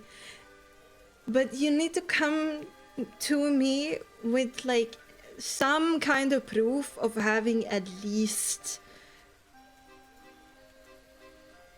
a substantial amount of political supporters. I can't put you up on that stage without having any support, because that means that there is I've been bombarded with, I don't know, 10 or so other individuals thinking that they have a chance to stand up there and deliver a blazing speech and then get all the glory and all of the Vistani on their side. It can't be an open forum like that. The Vistani don't have the attention span to be able to handle that, honestly. Luvash Argal, the council has at least 100 supporters to their name already, at least. Give me at least a couple of dozen. And in light of Eva's wishes, I will. Happy? I appreciate it, Flor. I will do as you ask, and I believe I will have those in no time. I will enjoy seeing you do some hard work, you know? Actually get some sweat on that brow. Strain, effort, blood and tears, that kind of thing. Impress me. I'm no stranger to getting a little sweaty. Okay, Nix, seriously, impress me. And I will believe it when I see it. Okay? He nods and to impress her, he will. What's he gonna do to impress her? Right. I mean, well, she just wants voters, but yeah. I mean, it's more like do some work tomorrow. Actually, give me some proof that you're actually gaining support, that people actually believe in you. And if you get impressive numbers, I will put you up there. But I mean, if you want to do something here to impress her, you certainly can as well. As she just says that, he will invoke his soul mastery of blur, and it will look like three Nixes wink at her. As he says, "Got it." Okay, I have already partaken in some wine. This is not helping. And she kind of like has to blur her own, like shield her eyes from you. Sure, okay, that's great. Most Vistana eventually learn to be able to do that. What do I have to do to impress you? He Get says, some fine, political fine. support, Nix. Fine, political support. On it! Don't make me a laughing stock. Inviting you up on that stage and have people boo you. Nyx nods and says, "You look great, by the way." And he's gonna duck out of her tent. Oh, shut up. It's all that you hear as you leave. Okay.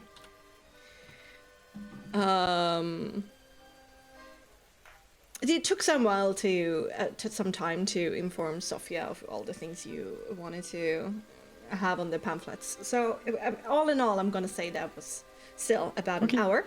And for getting Sophia's help with the pamphlets, considering her skill and her ability, we will give you a bonus at the end of all of this. Okay, before we go to Jivkos, we're gonna go for a quick 5-minute break and continue role-playing for about 30 minutes or so more, I guess, 45, Cookie? Yeah. Yeah, about there.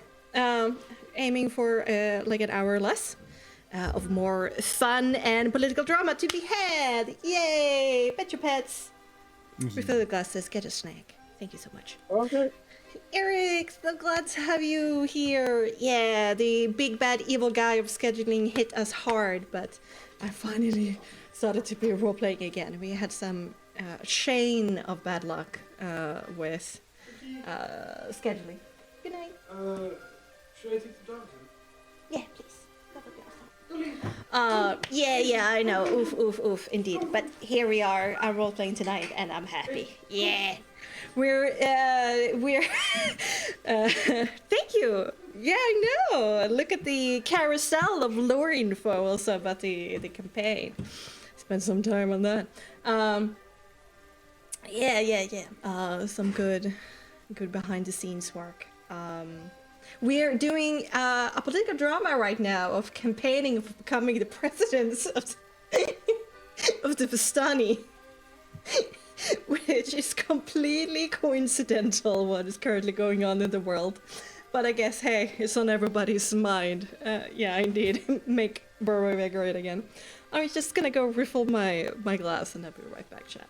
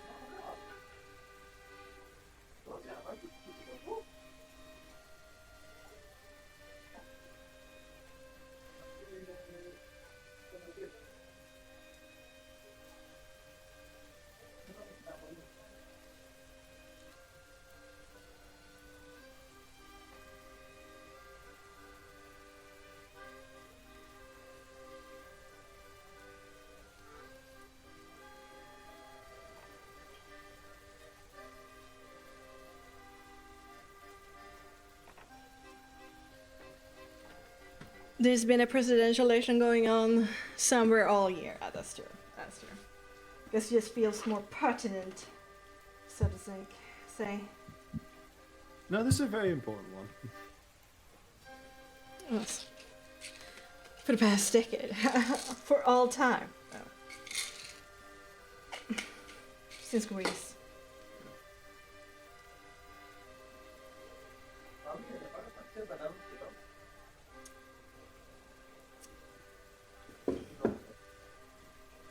I hope you're doing great too, Eric. And by the by, thank you so much for the lurk. I appreciate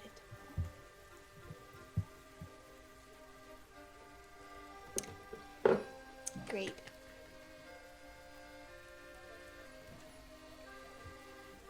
Yeah, the usual grind, eh? Work, family, hobby.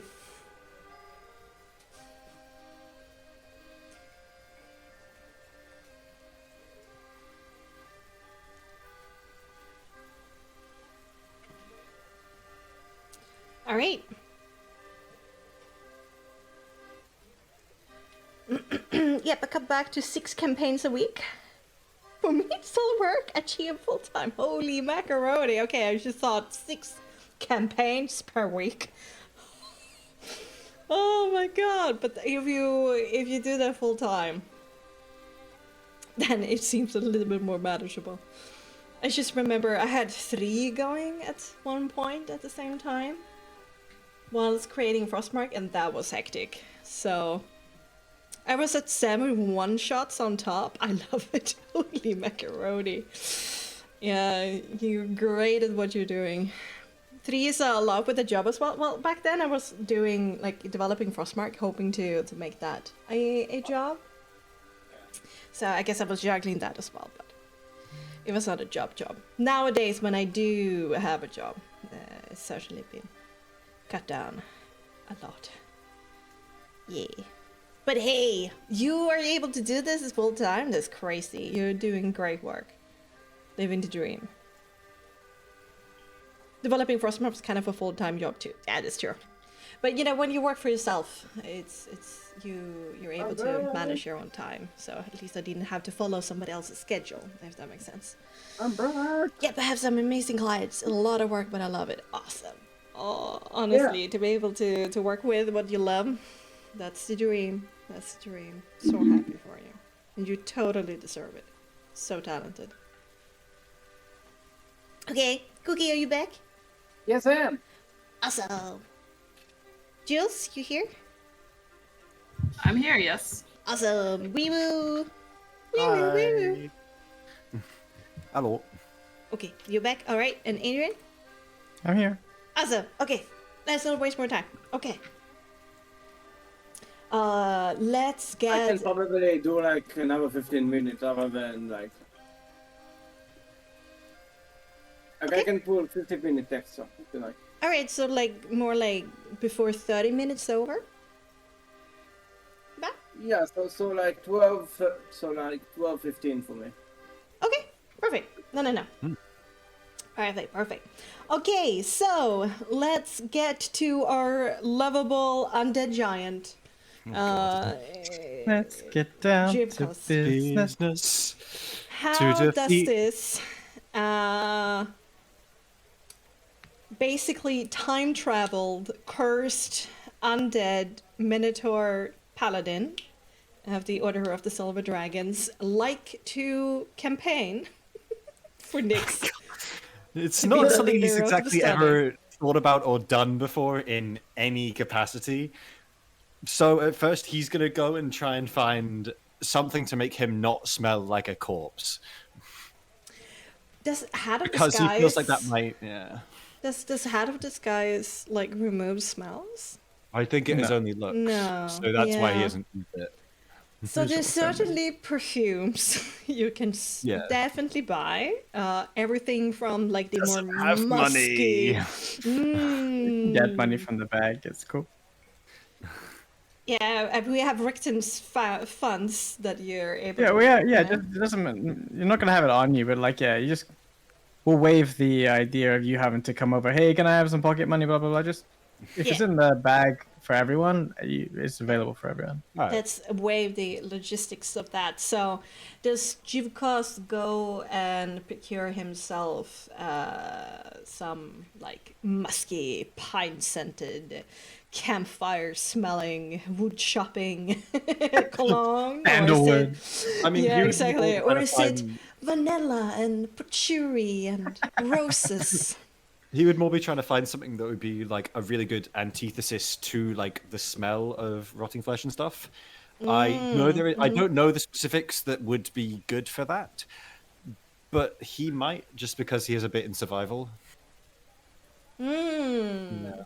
Sure. Just like something that would work just well as the antithesis. Yeah. Okay, that's interesting. Yeah, like academics, Scientology. No, but yeah, let's do for. Yeah, let's I mean, do it would be for- something that you'd use in the preparation for like a dead body kind of thing to stop it from making. Jesus basically. Christ. Embalming fluid. No, not fucking embalming fluid. No. Let's turn Jonathan, Jeffers into Jonathan, a Minotaur embalming mummy. fluid? God Um, no. You don't smell like dead. You just smell like a morgue. Let's make a survival cunning to see if you have a good idea of like what a good That doesn't mean he's match. good at it, so he's probably going to smell like shit after this. Oh no, never mind. 17. 17. Okay, yeah. For this, I think since rotting flesh has a bit of a sweet smell to it, you need to counteract this with a pretty strong, more soapy smell, right? So a little bit of Morg. We need to basically put bleach on this problem. So you're definitely looking for a very strong, soapy kind of perfume, kind of smell. You know those shampoos that are like 2-in-1 or 3-in-1 and how they smell? A bit like 7-in-1 shampoo. Yeah, exactly.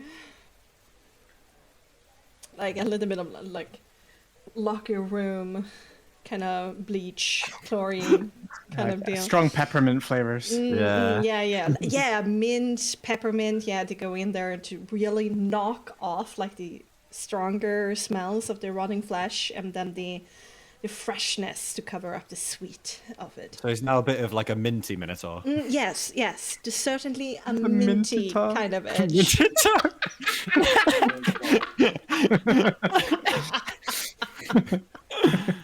God. Okay. Yeah. All right. I feel like this is sad. Okay.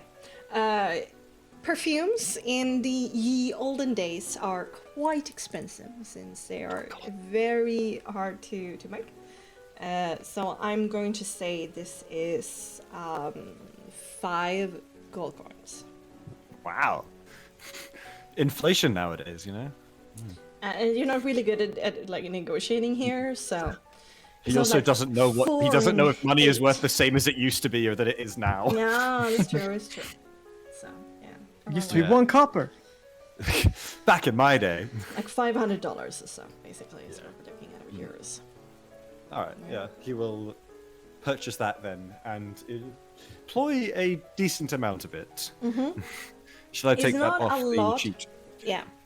It's not a lot in the flask, so it won't last for that long, considering how much you need to use. But here you go. For tonight, you're smelling minty fresh. Or as fresh as you can go. As fresh as a dead body can go, He will then actually see whether he even needs to try and seek people out to try and talk to them, or whether he is able to just get an audience sort of his own just from like existing. I mean, going and standing in a busy thoroughfare will certainly get you a crowd. I mean, if that works, that works. He'll then. I mean, of course... Vistani aren't against, being furries, so. God. Oh no. Oh my god. He will then sort of do just sort of the normal casual thing of answering questions that, of course, many of them would most likely have, in as sort of trying to embrace their like culture and how their mannerisms work as much as he can, in terms of like, I'd say it's a bit more blunt, but also a bit more of like dancing around words rather than like, not just like saying things as you see it, but like it is kind of like that, but not 100% where you're just going to say whatever fucking comes to mind. And then after that, he'll try and sort of transform that into maybe seeing what they used to think that Barovia used to be like. Like, what have they heard? What did they know that it was like before Strahd was even here, or before just like anything, or just over the last hundreds of years? Oh, wow, that's interesting. Yeah. Okay, he'll then try and use that to then speak about how it was when he first came to the valley, when the Order of the Silver Dragon was the only really the thing there. Because it's quite funny. I think you actually met the Vistani once or twice. Yes, they supplied goods to the Order of the Silver Dragon during the war between Strahd and Empress Shay. Yeah, and you might have actually been a part, at a delivery or a negotiation of a price. You probably, as you weren't really the one with that kind of skill set, the one who was in front and like doing the deal. But you were definitely strong enough to do the groundwork of like moving the wares that you received from the Vistani. And there's also, of course, how the village of Berez worked and how they lived compared to how people live in Barovia nowadays. Because I think personally, from what I've seen from the stuff, people in Berez live really fucking well. In comparison to this. In comparison to this, by far. You've so never he'll try been and to sort of Karn use all of before. that stuff. Yeah. Yeah, he'll try and sort of use all of that stuff to be like, this is sort of what it was like before everything like this happened. The Vistani were the people who did these kind of things. This is how the most people of Barovia lived. And then turn it into sort of how it then changed upon Strahd's arrival and Empress How's that bad? all of that stuff. Oh, and damn. also just sort of then how that plays into what the views that he's seen of the other people have of the other two parties that he's currently met.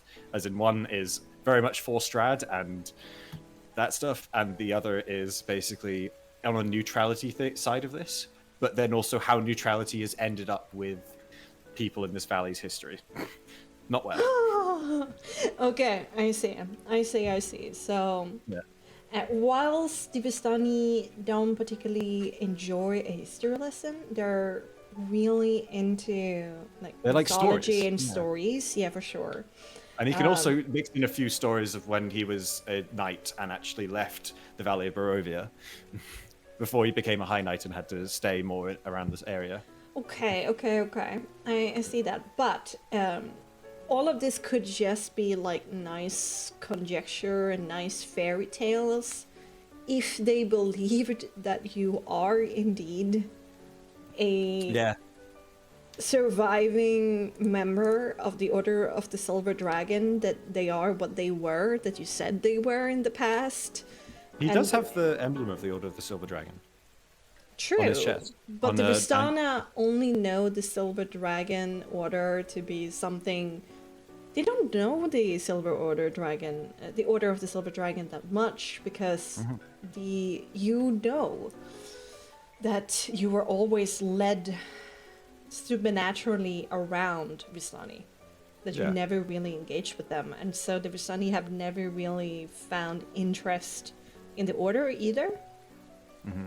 So this is about convincing them that what your story is not fairy tales but true.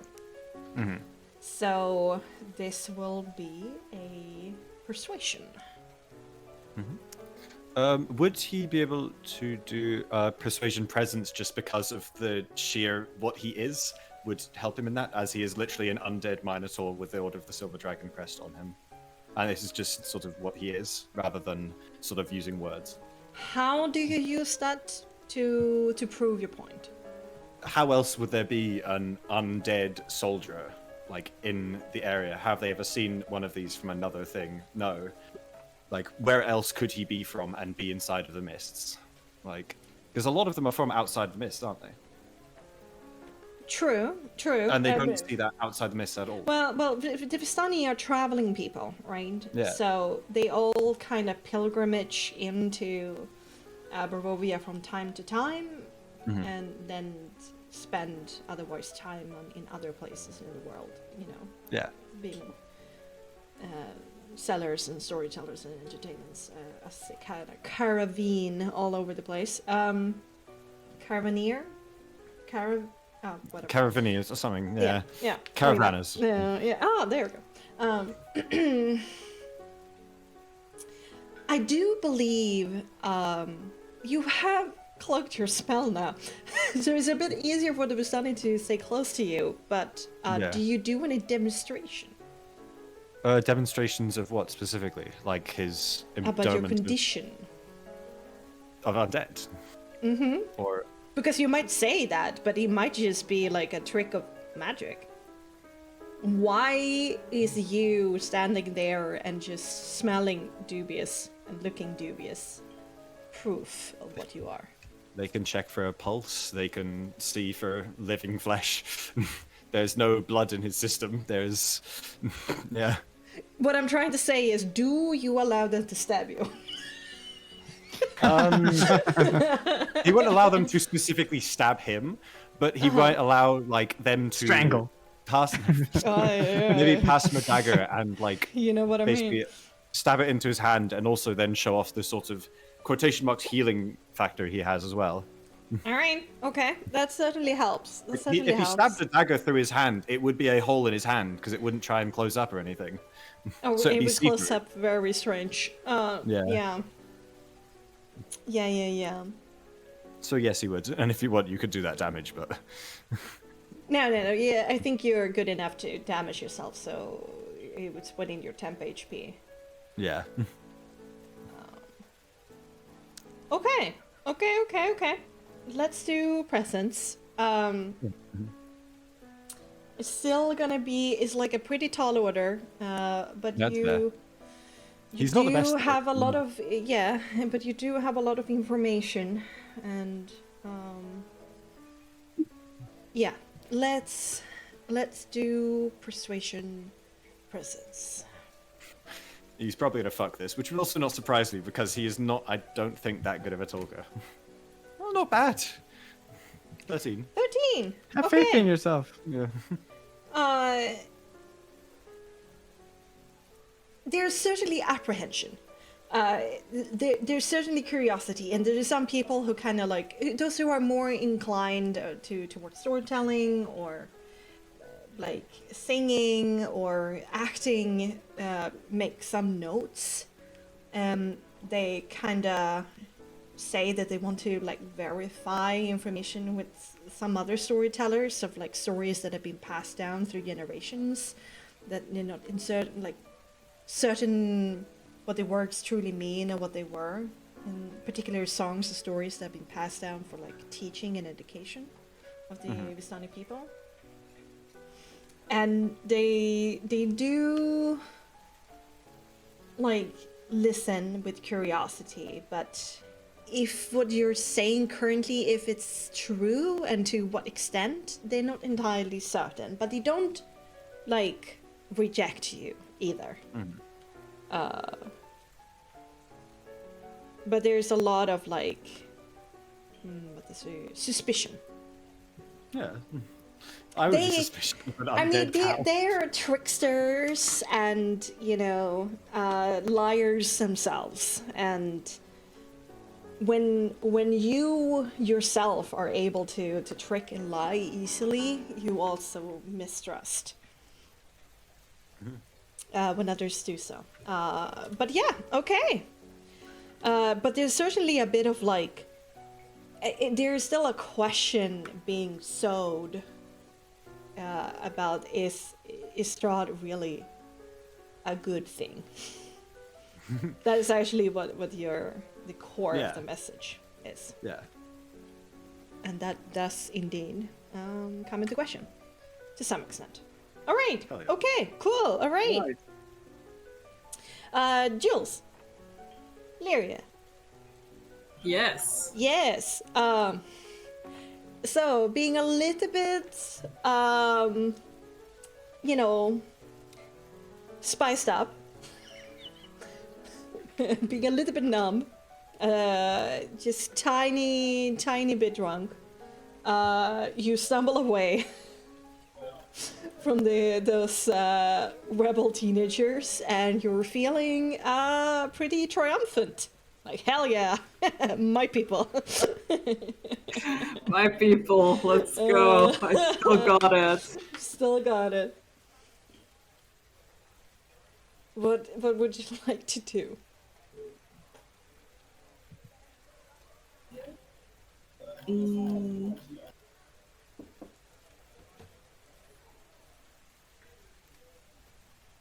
Well, are there any other like groups of youths? Or did we say anything that we were gonna do? You don't need to also use this whole evening for these activities. It might, you know, sometimes the best thing is doing nothing, because in a disastrous roll will lead to negative consequences. I mean, she's kind of gonna see if there's any more kind of like slightly rebellious youths or anything, or she kind of got them all. Like another group that are kind of the same. Yeah. That will have to be an investigation roll, because there's like about 1,000 standing around, and if you're looking for a particular group, Yeah, that's completely fair. I was kind to so easily find the first one, but like getting a second one. Yeah, no. But there's many people as you go around and like search who kind of like invite you to, oh, that's Lady Lyria, come and see this play, come and listen to the story, come dance with me. Do you wanna spice? Spice? Spice. Spice? What? Just critical role references. No, it's like she's kind of gonna yeah. try to. She's kind of gonna try to like like mingle a little bit, kind of like try to get in with the people, try to seem very approachable, and kind of like like try to get in like so Nyx. Okay. Like make your presence known. And yeah, she's just kind of she's kind of gonna mingle with the people, and she's gonna be like, oh, I support Nyx in his endeavors. I think he is he's very knowledgeable. He has the ability to continue Madame Eva's legacy or whatever. Okay, all right, okay. Just kind of like going around and occasionally throwing in there that Illyria supports Nyx. Lady Illyria is in favor of Nyx. That is huge. I mean, this Lady Illyria Fenimore, reincarnated soul of Lady Tatiana Strahd pining after me, but I support Nyx instead. How cool can't he be? Yeah. Okay. For sure. Since this is like a particularly group of people you have a great experience with, the DV is going to be slightly harder, but let's do a leadership manipulation. Lady Hilarious. Okay, look, If you got it, you gotta flaunt it, okay? What that's all I say. She does not refer to herself in third person. But Do you know who I am? She drops kind of like, I think Nyx would be a great leader. He's cool. Yeah. But you're. So what do you want from me? You're arguing from authority, so let's do a leadership manipulation. Okay.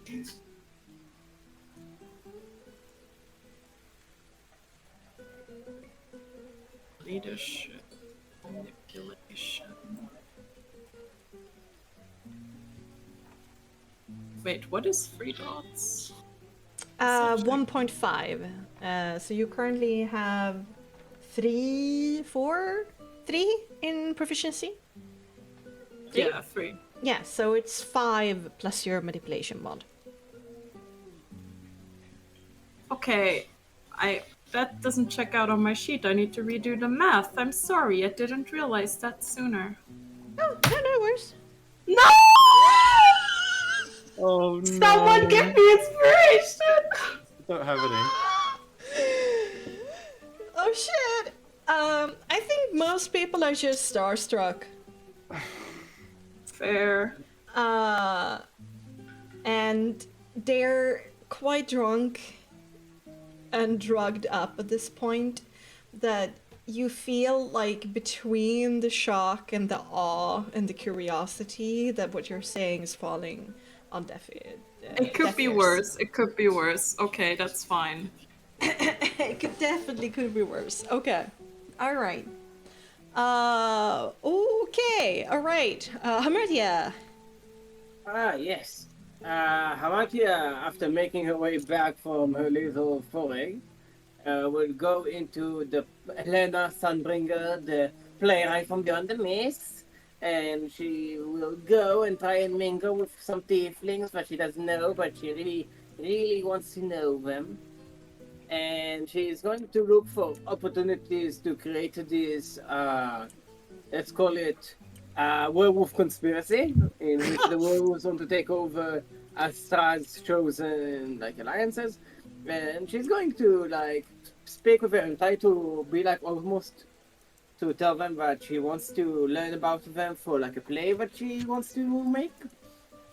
So she wants to study them a little bit, to do, like, an anthropologic sort of thing. And when they speak, she will probably want to, just a little bit say, oh, really? Because I met this werewolf named Zuleika, which said that she would be chosen by Sarah. That's really weird, isn't it? And Okay. just like Mm-hmm. get them to think that there is competition for the title, and Right. that their life may not be as cozy as we think it is.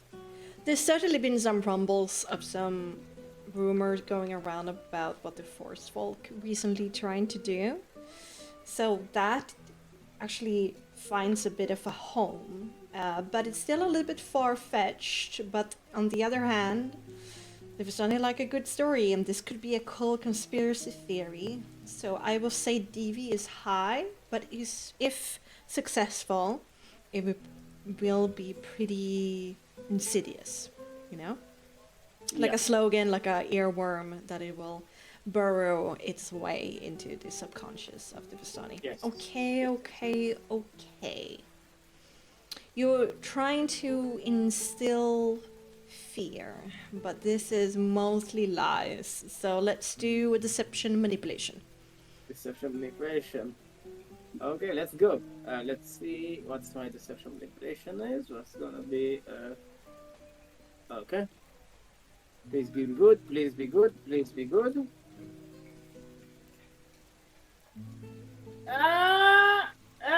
14. Oh, you have a +10. Damn. Yeah. Yeah. Sadly, the Vistani doesn't know that much about the werewolves or why they would be coming for their spot. They're like, they like half conscious that the werewolf even exists. And so, whilst they might enjoy these tall tales, it doesn't take hold, sadly. I see. From the conversations, do I hear any other like thing? I will try and like scout for any sort of fear or worry that the Vistani might have, so I can capitalize on it. I mean, I can tell you a little bit in general, but you will have to spend like an hour of like effort on that and a roll to get like really like good tidbits. But of course, just in general, like any kind of people, the Vistani, mostly the fear is right now that indeed Eva has been there forever, and the Vistani are feeling certainly a little bit confused as to if they should continue being the Vistani even without Eva, or if they should just disband into smaller groups. Or if they should evolve into something else, or if they should keep in Eva's memory and like try to be as much of the Vistani was underneath Eva. Yeah, that's the keenest of like worry on everybody's mind. And you notice as soon as this conversation comes up, there's immediately heavy drug use afterwards. Well, heavy. I see. Hamatia will not partake. Yeah, that's I guess that's my hour. Okay. All right. Back to you, Nix. Oh, well, I already gave you the things that Nix wants to do in terms of like he needs to get his name out there. So I think in this instance it'd be more like making himself present into the more influential circles, like the elder bigger- groups, for example. Like we haven't even touched on the elders, like who they are, what they're talking about. But ultimately, he wants to, be present and like walk around and like be fairly loud, as in like let people know that he's walking around. Do some feats of like cantrips and stuff like that, and Oh, cool. Okay. Part of this little quest of yours, it's quite easy to find yourself into the kind of area where the elders have situated themselves, because they're not that far away from Eva's original campfire. You're not really sure where, like, Aragorn actually, like, where his wagon and where his tent is, but so far he's been campaigning by traveling around, right? And Luvash is up there in the war camp, whilst the elders seem to be rather close to the campfire of Eva's. And as you kind of approach the outskirts, what you discover that this area is basically all surrounding a giant oval sized elongated tent that is covered in different colorful cloths that mix up the whole. It's kind of like a mismatch of tent canvas and other kinds of cloths that kind of been somehow sewn together to create this very, very large tent for the Vistani. And there's like a hodgepodge of different Vistani outside that are talking about like the state of politics, about worry, about what Aragorn wants and what Luvash wants, and what is happening, anxiety. There's also a smaller campfire to the side of the tent where there are several like older looking Vistani who seem really unhappy. And in front of you, a scene gets played out of a rather like 70 or so looking gentleman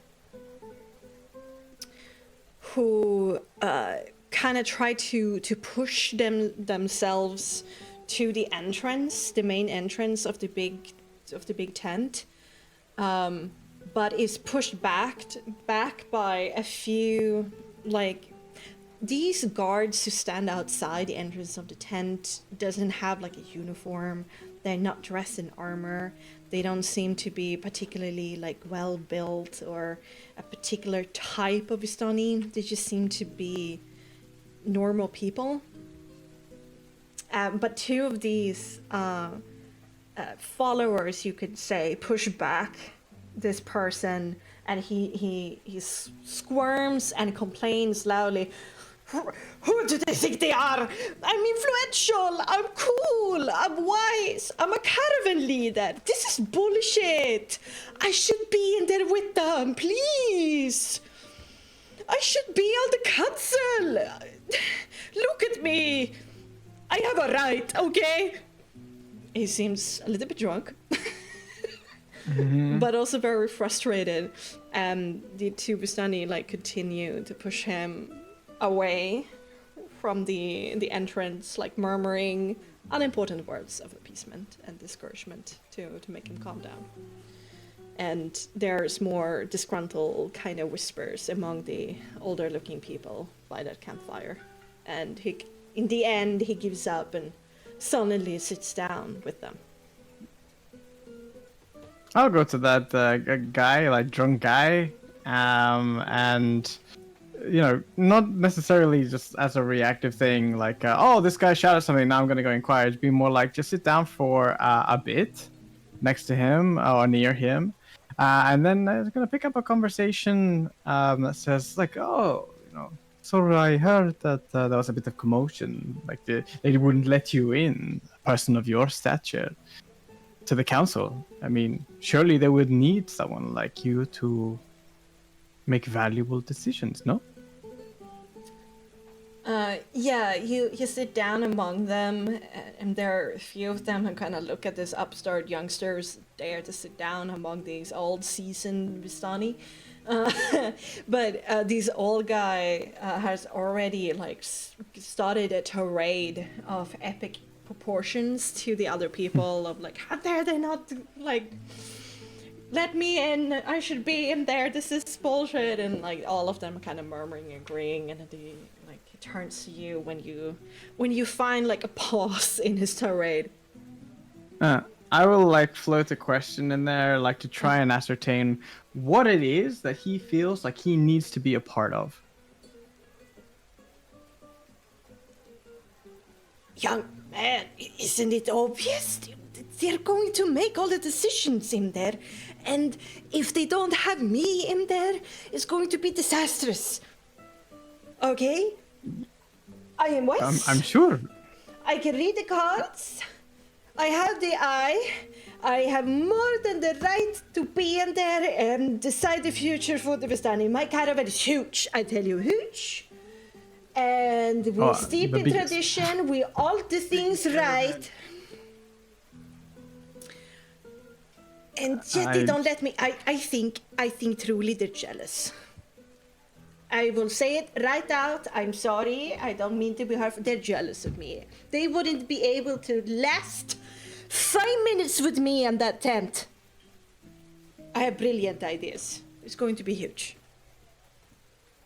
Ideas like what? I'm curious. Gosh darn. He starts complaining about taxes and tariffs, moving into certain towns in Domokan and another islands in the archipelago. And it basically starts complaining about the economy and how things were different when he was younger.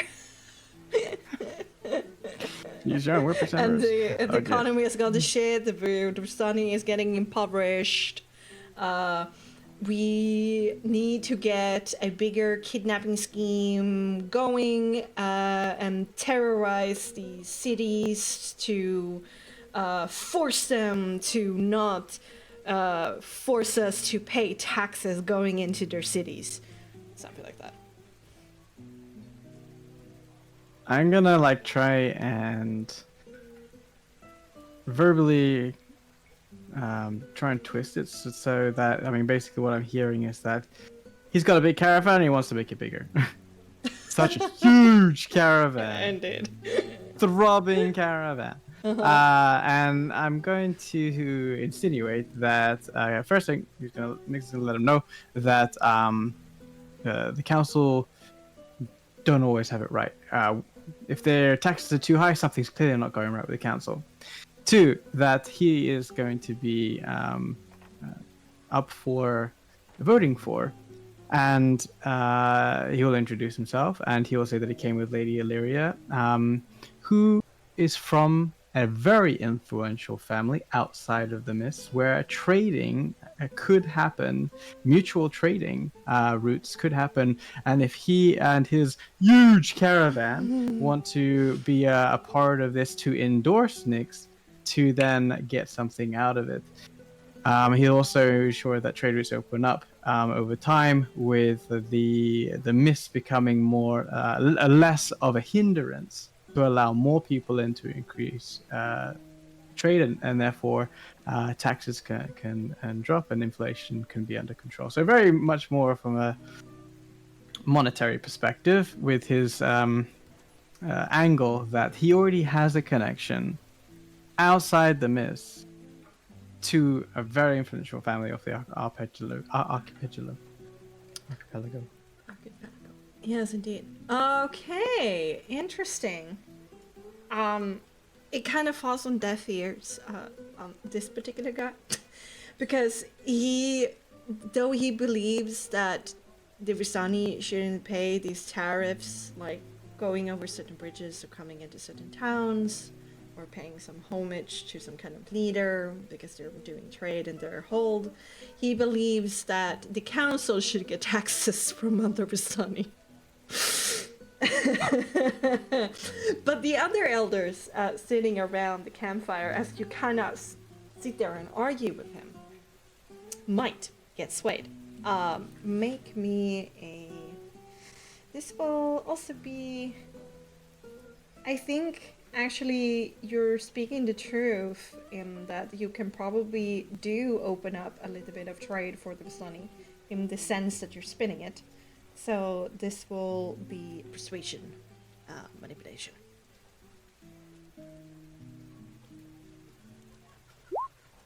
$22! Yeah. Oh. Yeah, Yeah.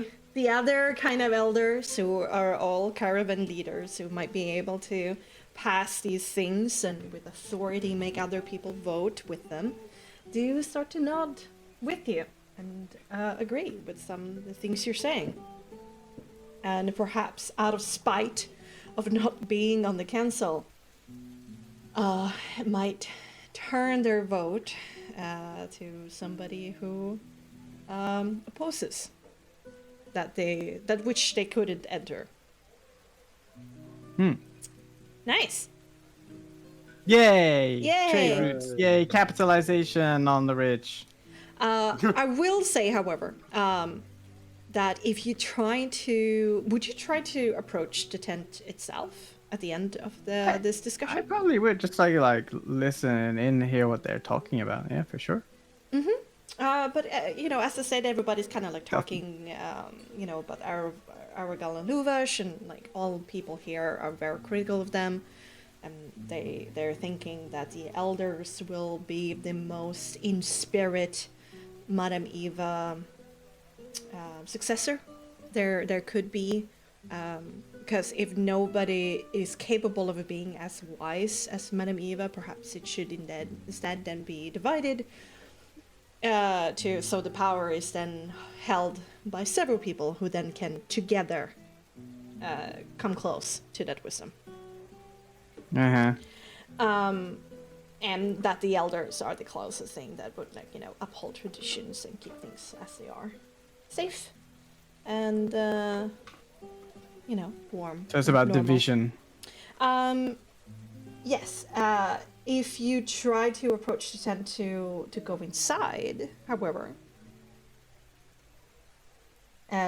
you would be. Would you? I may do. I mean, I have to brave it. I have to do some fucking work according to Floor.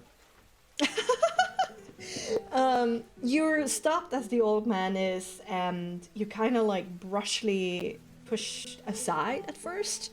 But when you declare who you are and they kind of like start to recognize you, they inform you that the elders have withdrawn for the evening, but they were planning on summoning you in the morning. The elders. The council. Elders. The council of elders, yes. Elders Council. Synonymous. Noted. I wouldn't try and force my way in. Okay. All right. Cool. Some votes, some information. That's an hour. Okay, Jeep Goss. I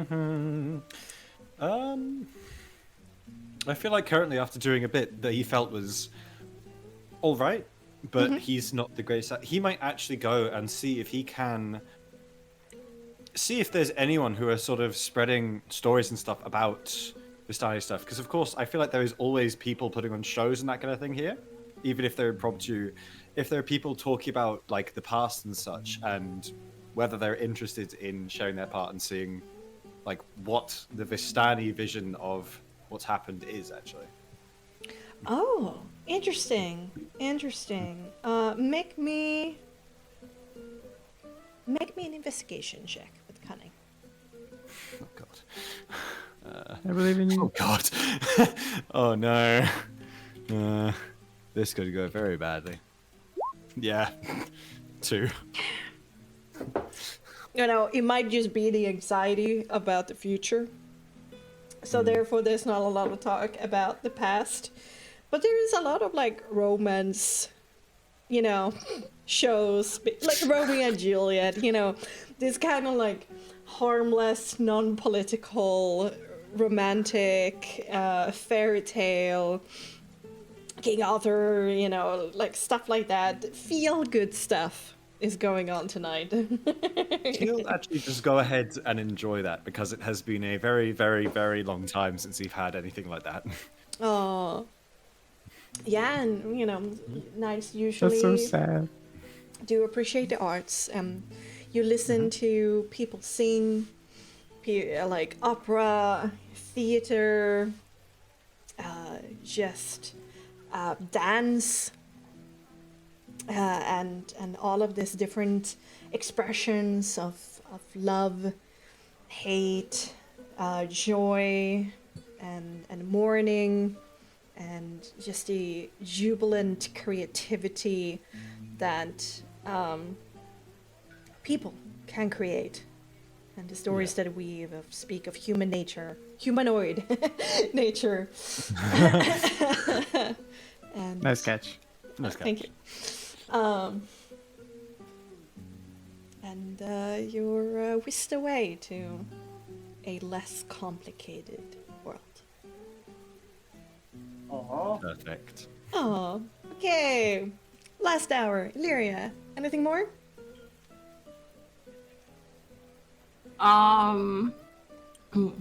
Well, I mean, Illyria probably has kind of like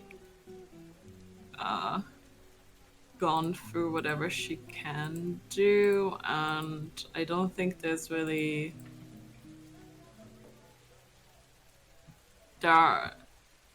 Vistani aren't the type of people to put on like show fights or anything of the like, so I mean, stage ones in theater plays for sure. And there are like less organized competitions of talent that might emerge like naturally between different parties as they kind of start boasting and then they have the show. yeah. But that could just be as with swords or magic as it could be with musical instruments or singing voices. Illyria will kind of like look around and see if there's like anything going on that's kind of like anything regarding either like kind of like acrobatics, like athletics, dexterity, or sword play in the not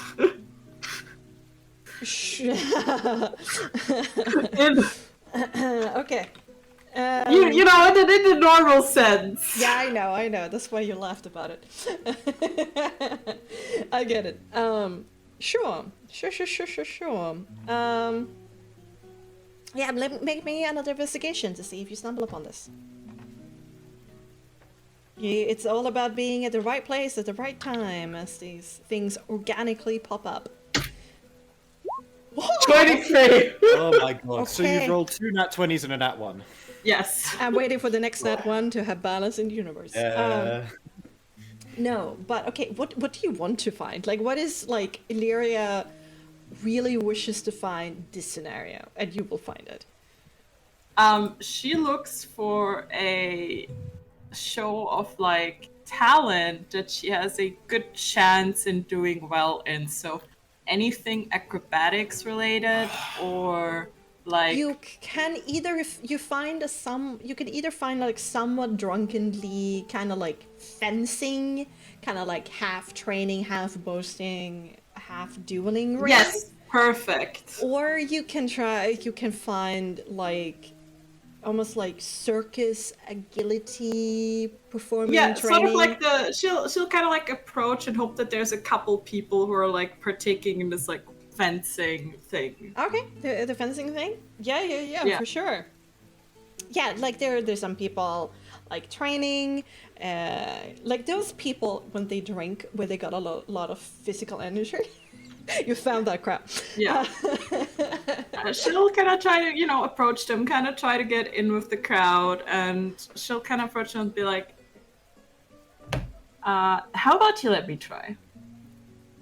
Yeah, I mean, at this point, they're drunk. Your name is a thing. There's certainly nothing holding you back. There is certainly some apprehension of going up against you. People might not work as hard to win. Which works in my favor. Okay. What's the aim? The aim is to try and impress. Okay. To kind of get people's attention and then use that to hopefully sway them to... My dad just woke up. To kind of, vote for Nyx. Okay. You know what? Make me an attack roll to kind of signify your fighting prowess that you show. Dirty 20. Oh. That's pretty good. Okay. And after impressing them, which you do, for sure, no one...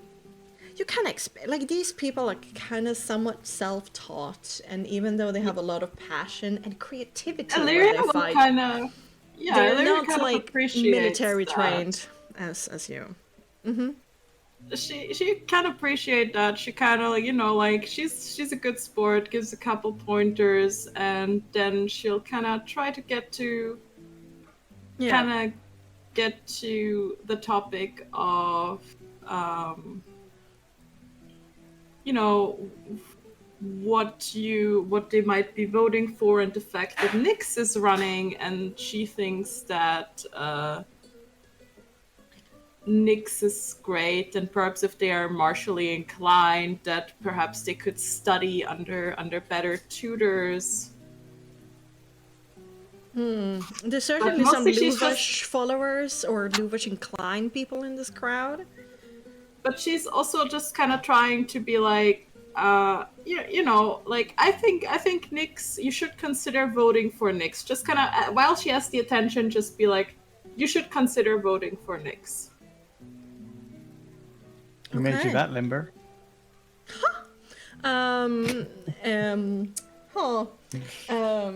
Certainly a easier DV after impressing. Let's make an empathy manipulation.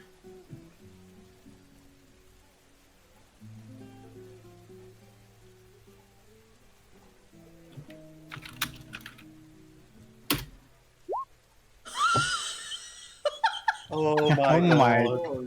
Oh my How? god. I give up.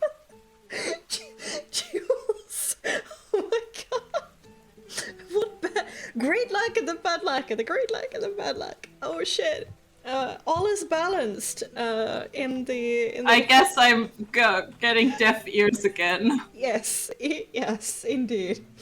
There's also people who lean Luvash and have seen Luvash more than Nyx. Kind of. I mean, if they're going for Luvash, that's also great. That's true. Yeah. That's true. Rather Luvash and Aragorn, right? Okay, that's it for me then. Oh, but you had great fun also, I will point out. The Illyria, Oh, yeah, I can't imagine that they will kind of just stick with this crowd for a bit longer, just kind of like do a bit more fights for fun. Like... Yes, indeed.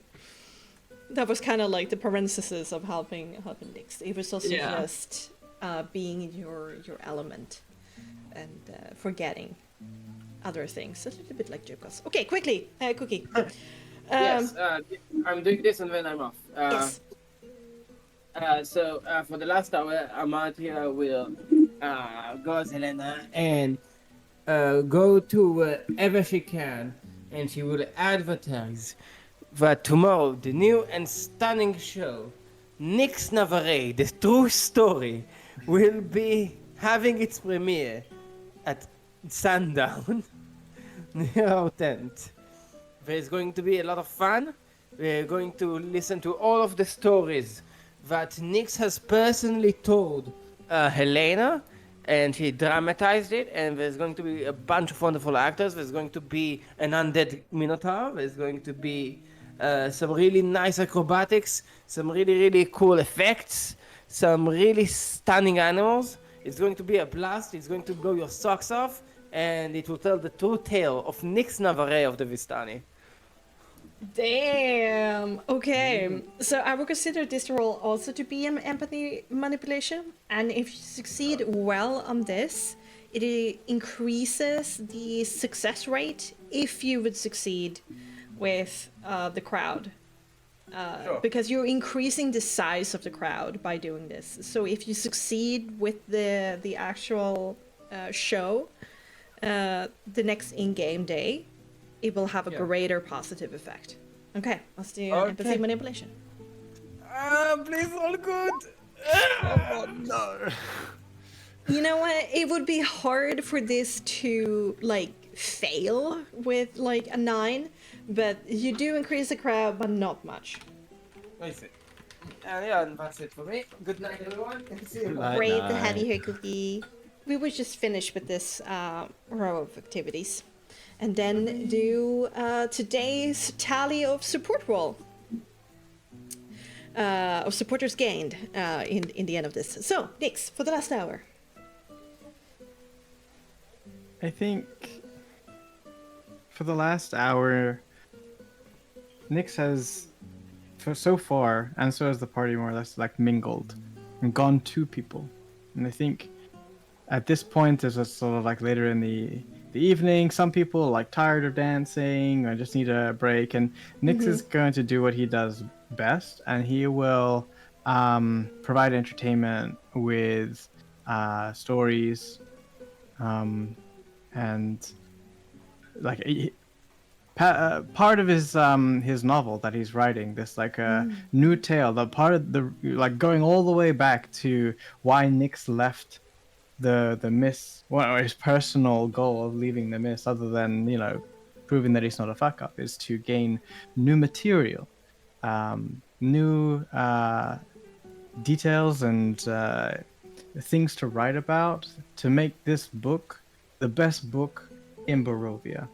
And he's been writing, he's encountered so much stuff, so he's going to provide a reading from this book, hopefully providing the Vistani a new story that they've never heard before, about like, it's kind of like an Indian Bollywood movie in a sense, because it has a little bit of everything for everyone. There's action, there's romance, there's intrigue, there's like a murder, like and he's going to like with the years that he's basically in-game years that he's been working on this, that he's going to provide an opportunity for the Vistani, as many Vistani as he can hear him. And he's like an entertainer by trade. His entire background is entertainer.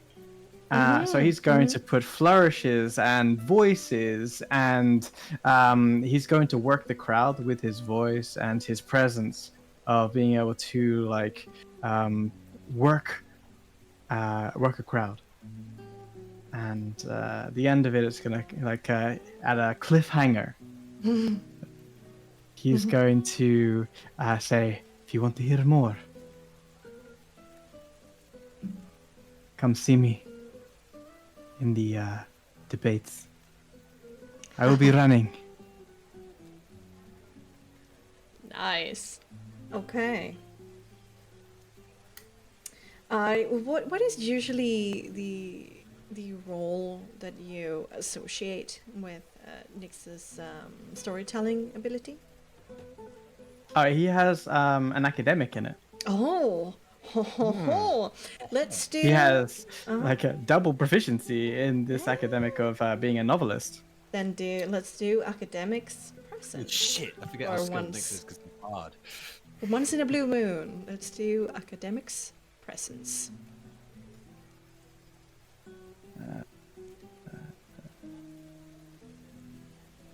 Oh dang, this is gonna be a lot. Academics presence. So if you got 4 dots, did you say? Like skill tier 4 in academics? Then it's Six, 6 plus your presence mod. Whew. Fucking hell.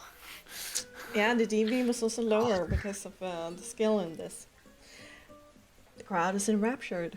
You have them basically hanging to every word that you say, gasping at the right times, laughing at the other, shedding tears from the sad points. And you got them in the palm of your hand. This certainly doesn't really convince them to vote for you in a direct sense, but they're certainly impressed by your Vistani-ness, you could say. I think it's also, to a certain degree, showcasing that he can talk, he can express Yes. meaningful things, and to understand and distill down to whatever, like a complex idea with many different moving parts into something understandable and captivating.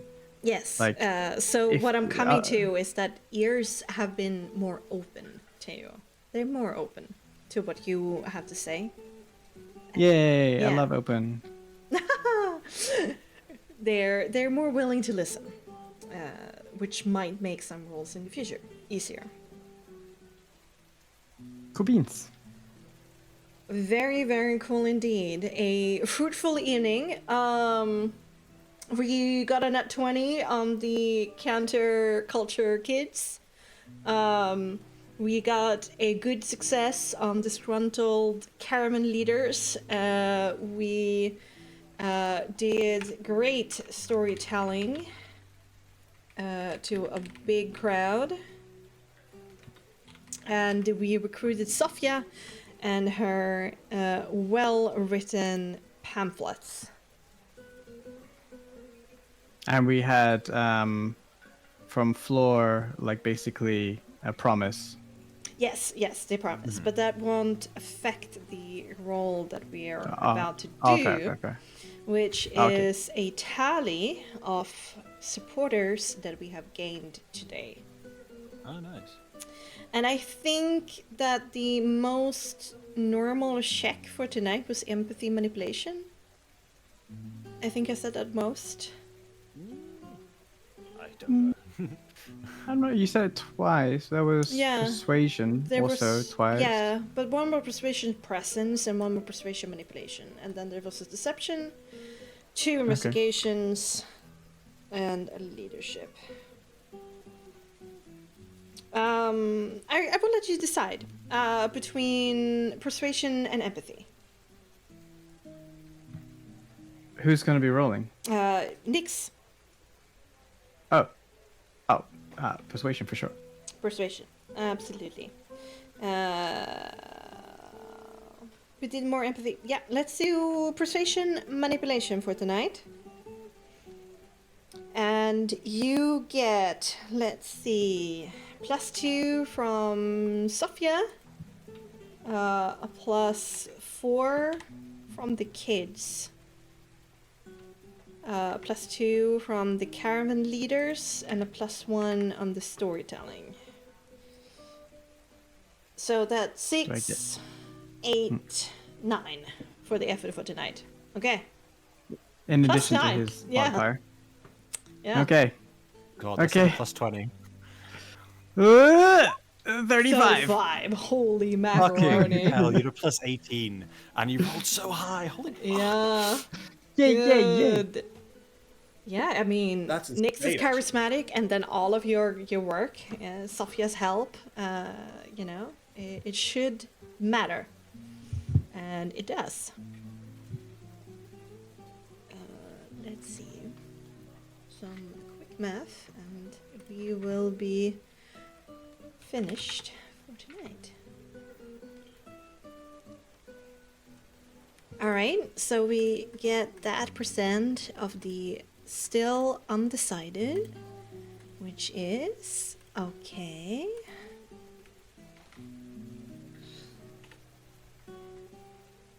Right, and then we steal from other camps. Damn.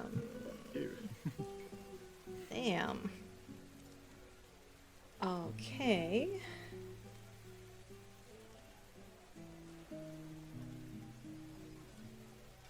Also that. Oh my god. Alright, alright. It's a cult. Yay! Yes, indeed.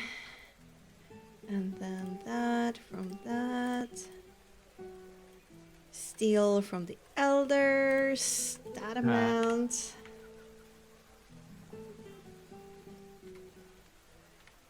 And then we steal from Aragon. Suck it!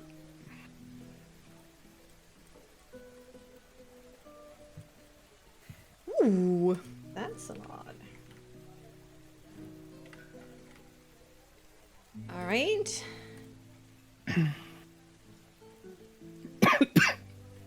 And now we plus everything together. 1 plus x plus x plus x plus x. Ooh. 151 votes you gain today. Oh. Wow. Or 150 actually, exactly. Plus 1, which is Sophia. Jesus. Fucking hell. Oh, good day, guys. Very good start. Yeah. And you also have tomorrow. And then debate itself. But the other, camps are also going to be actively campaigning as well. So they will perhaps steal some back. Take some more of the undecided pool. And But it's can they going heal? to be... we shall see about that next time on Charismatic Mystery. Woo! Yay!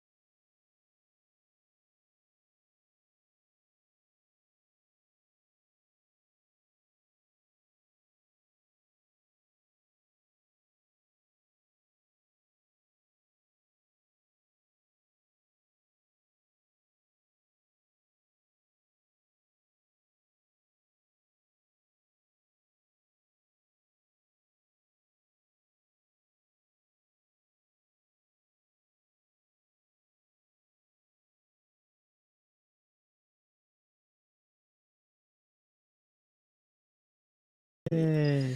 Another great and chill session.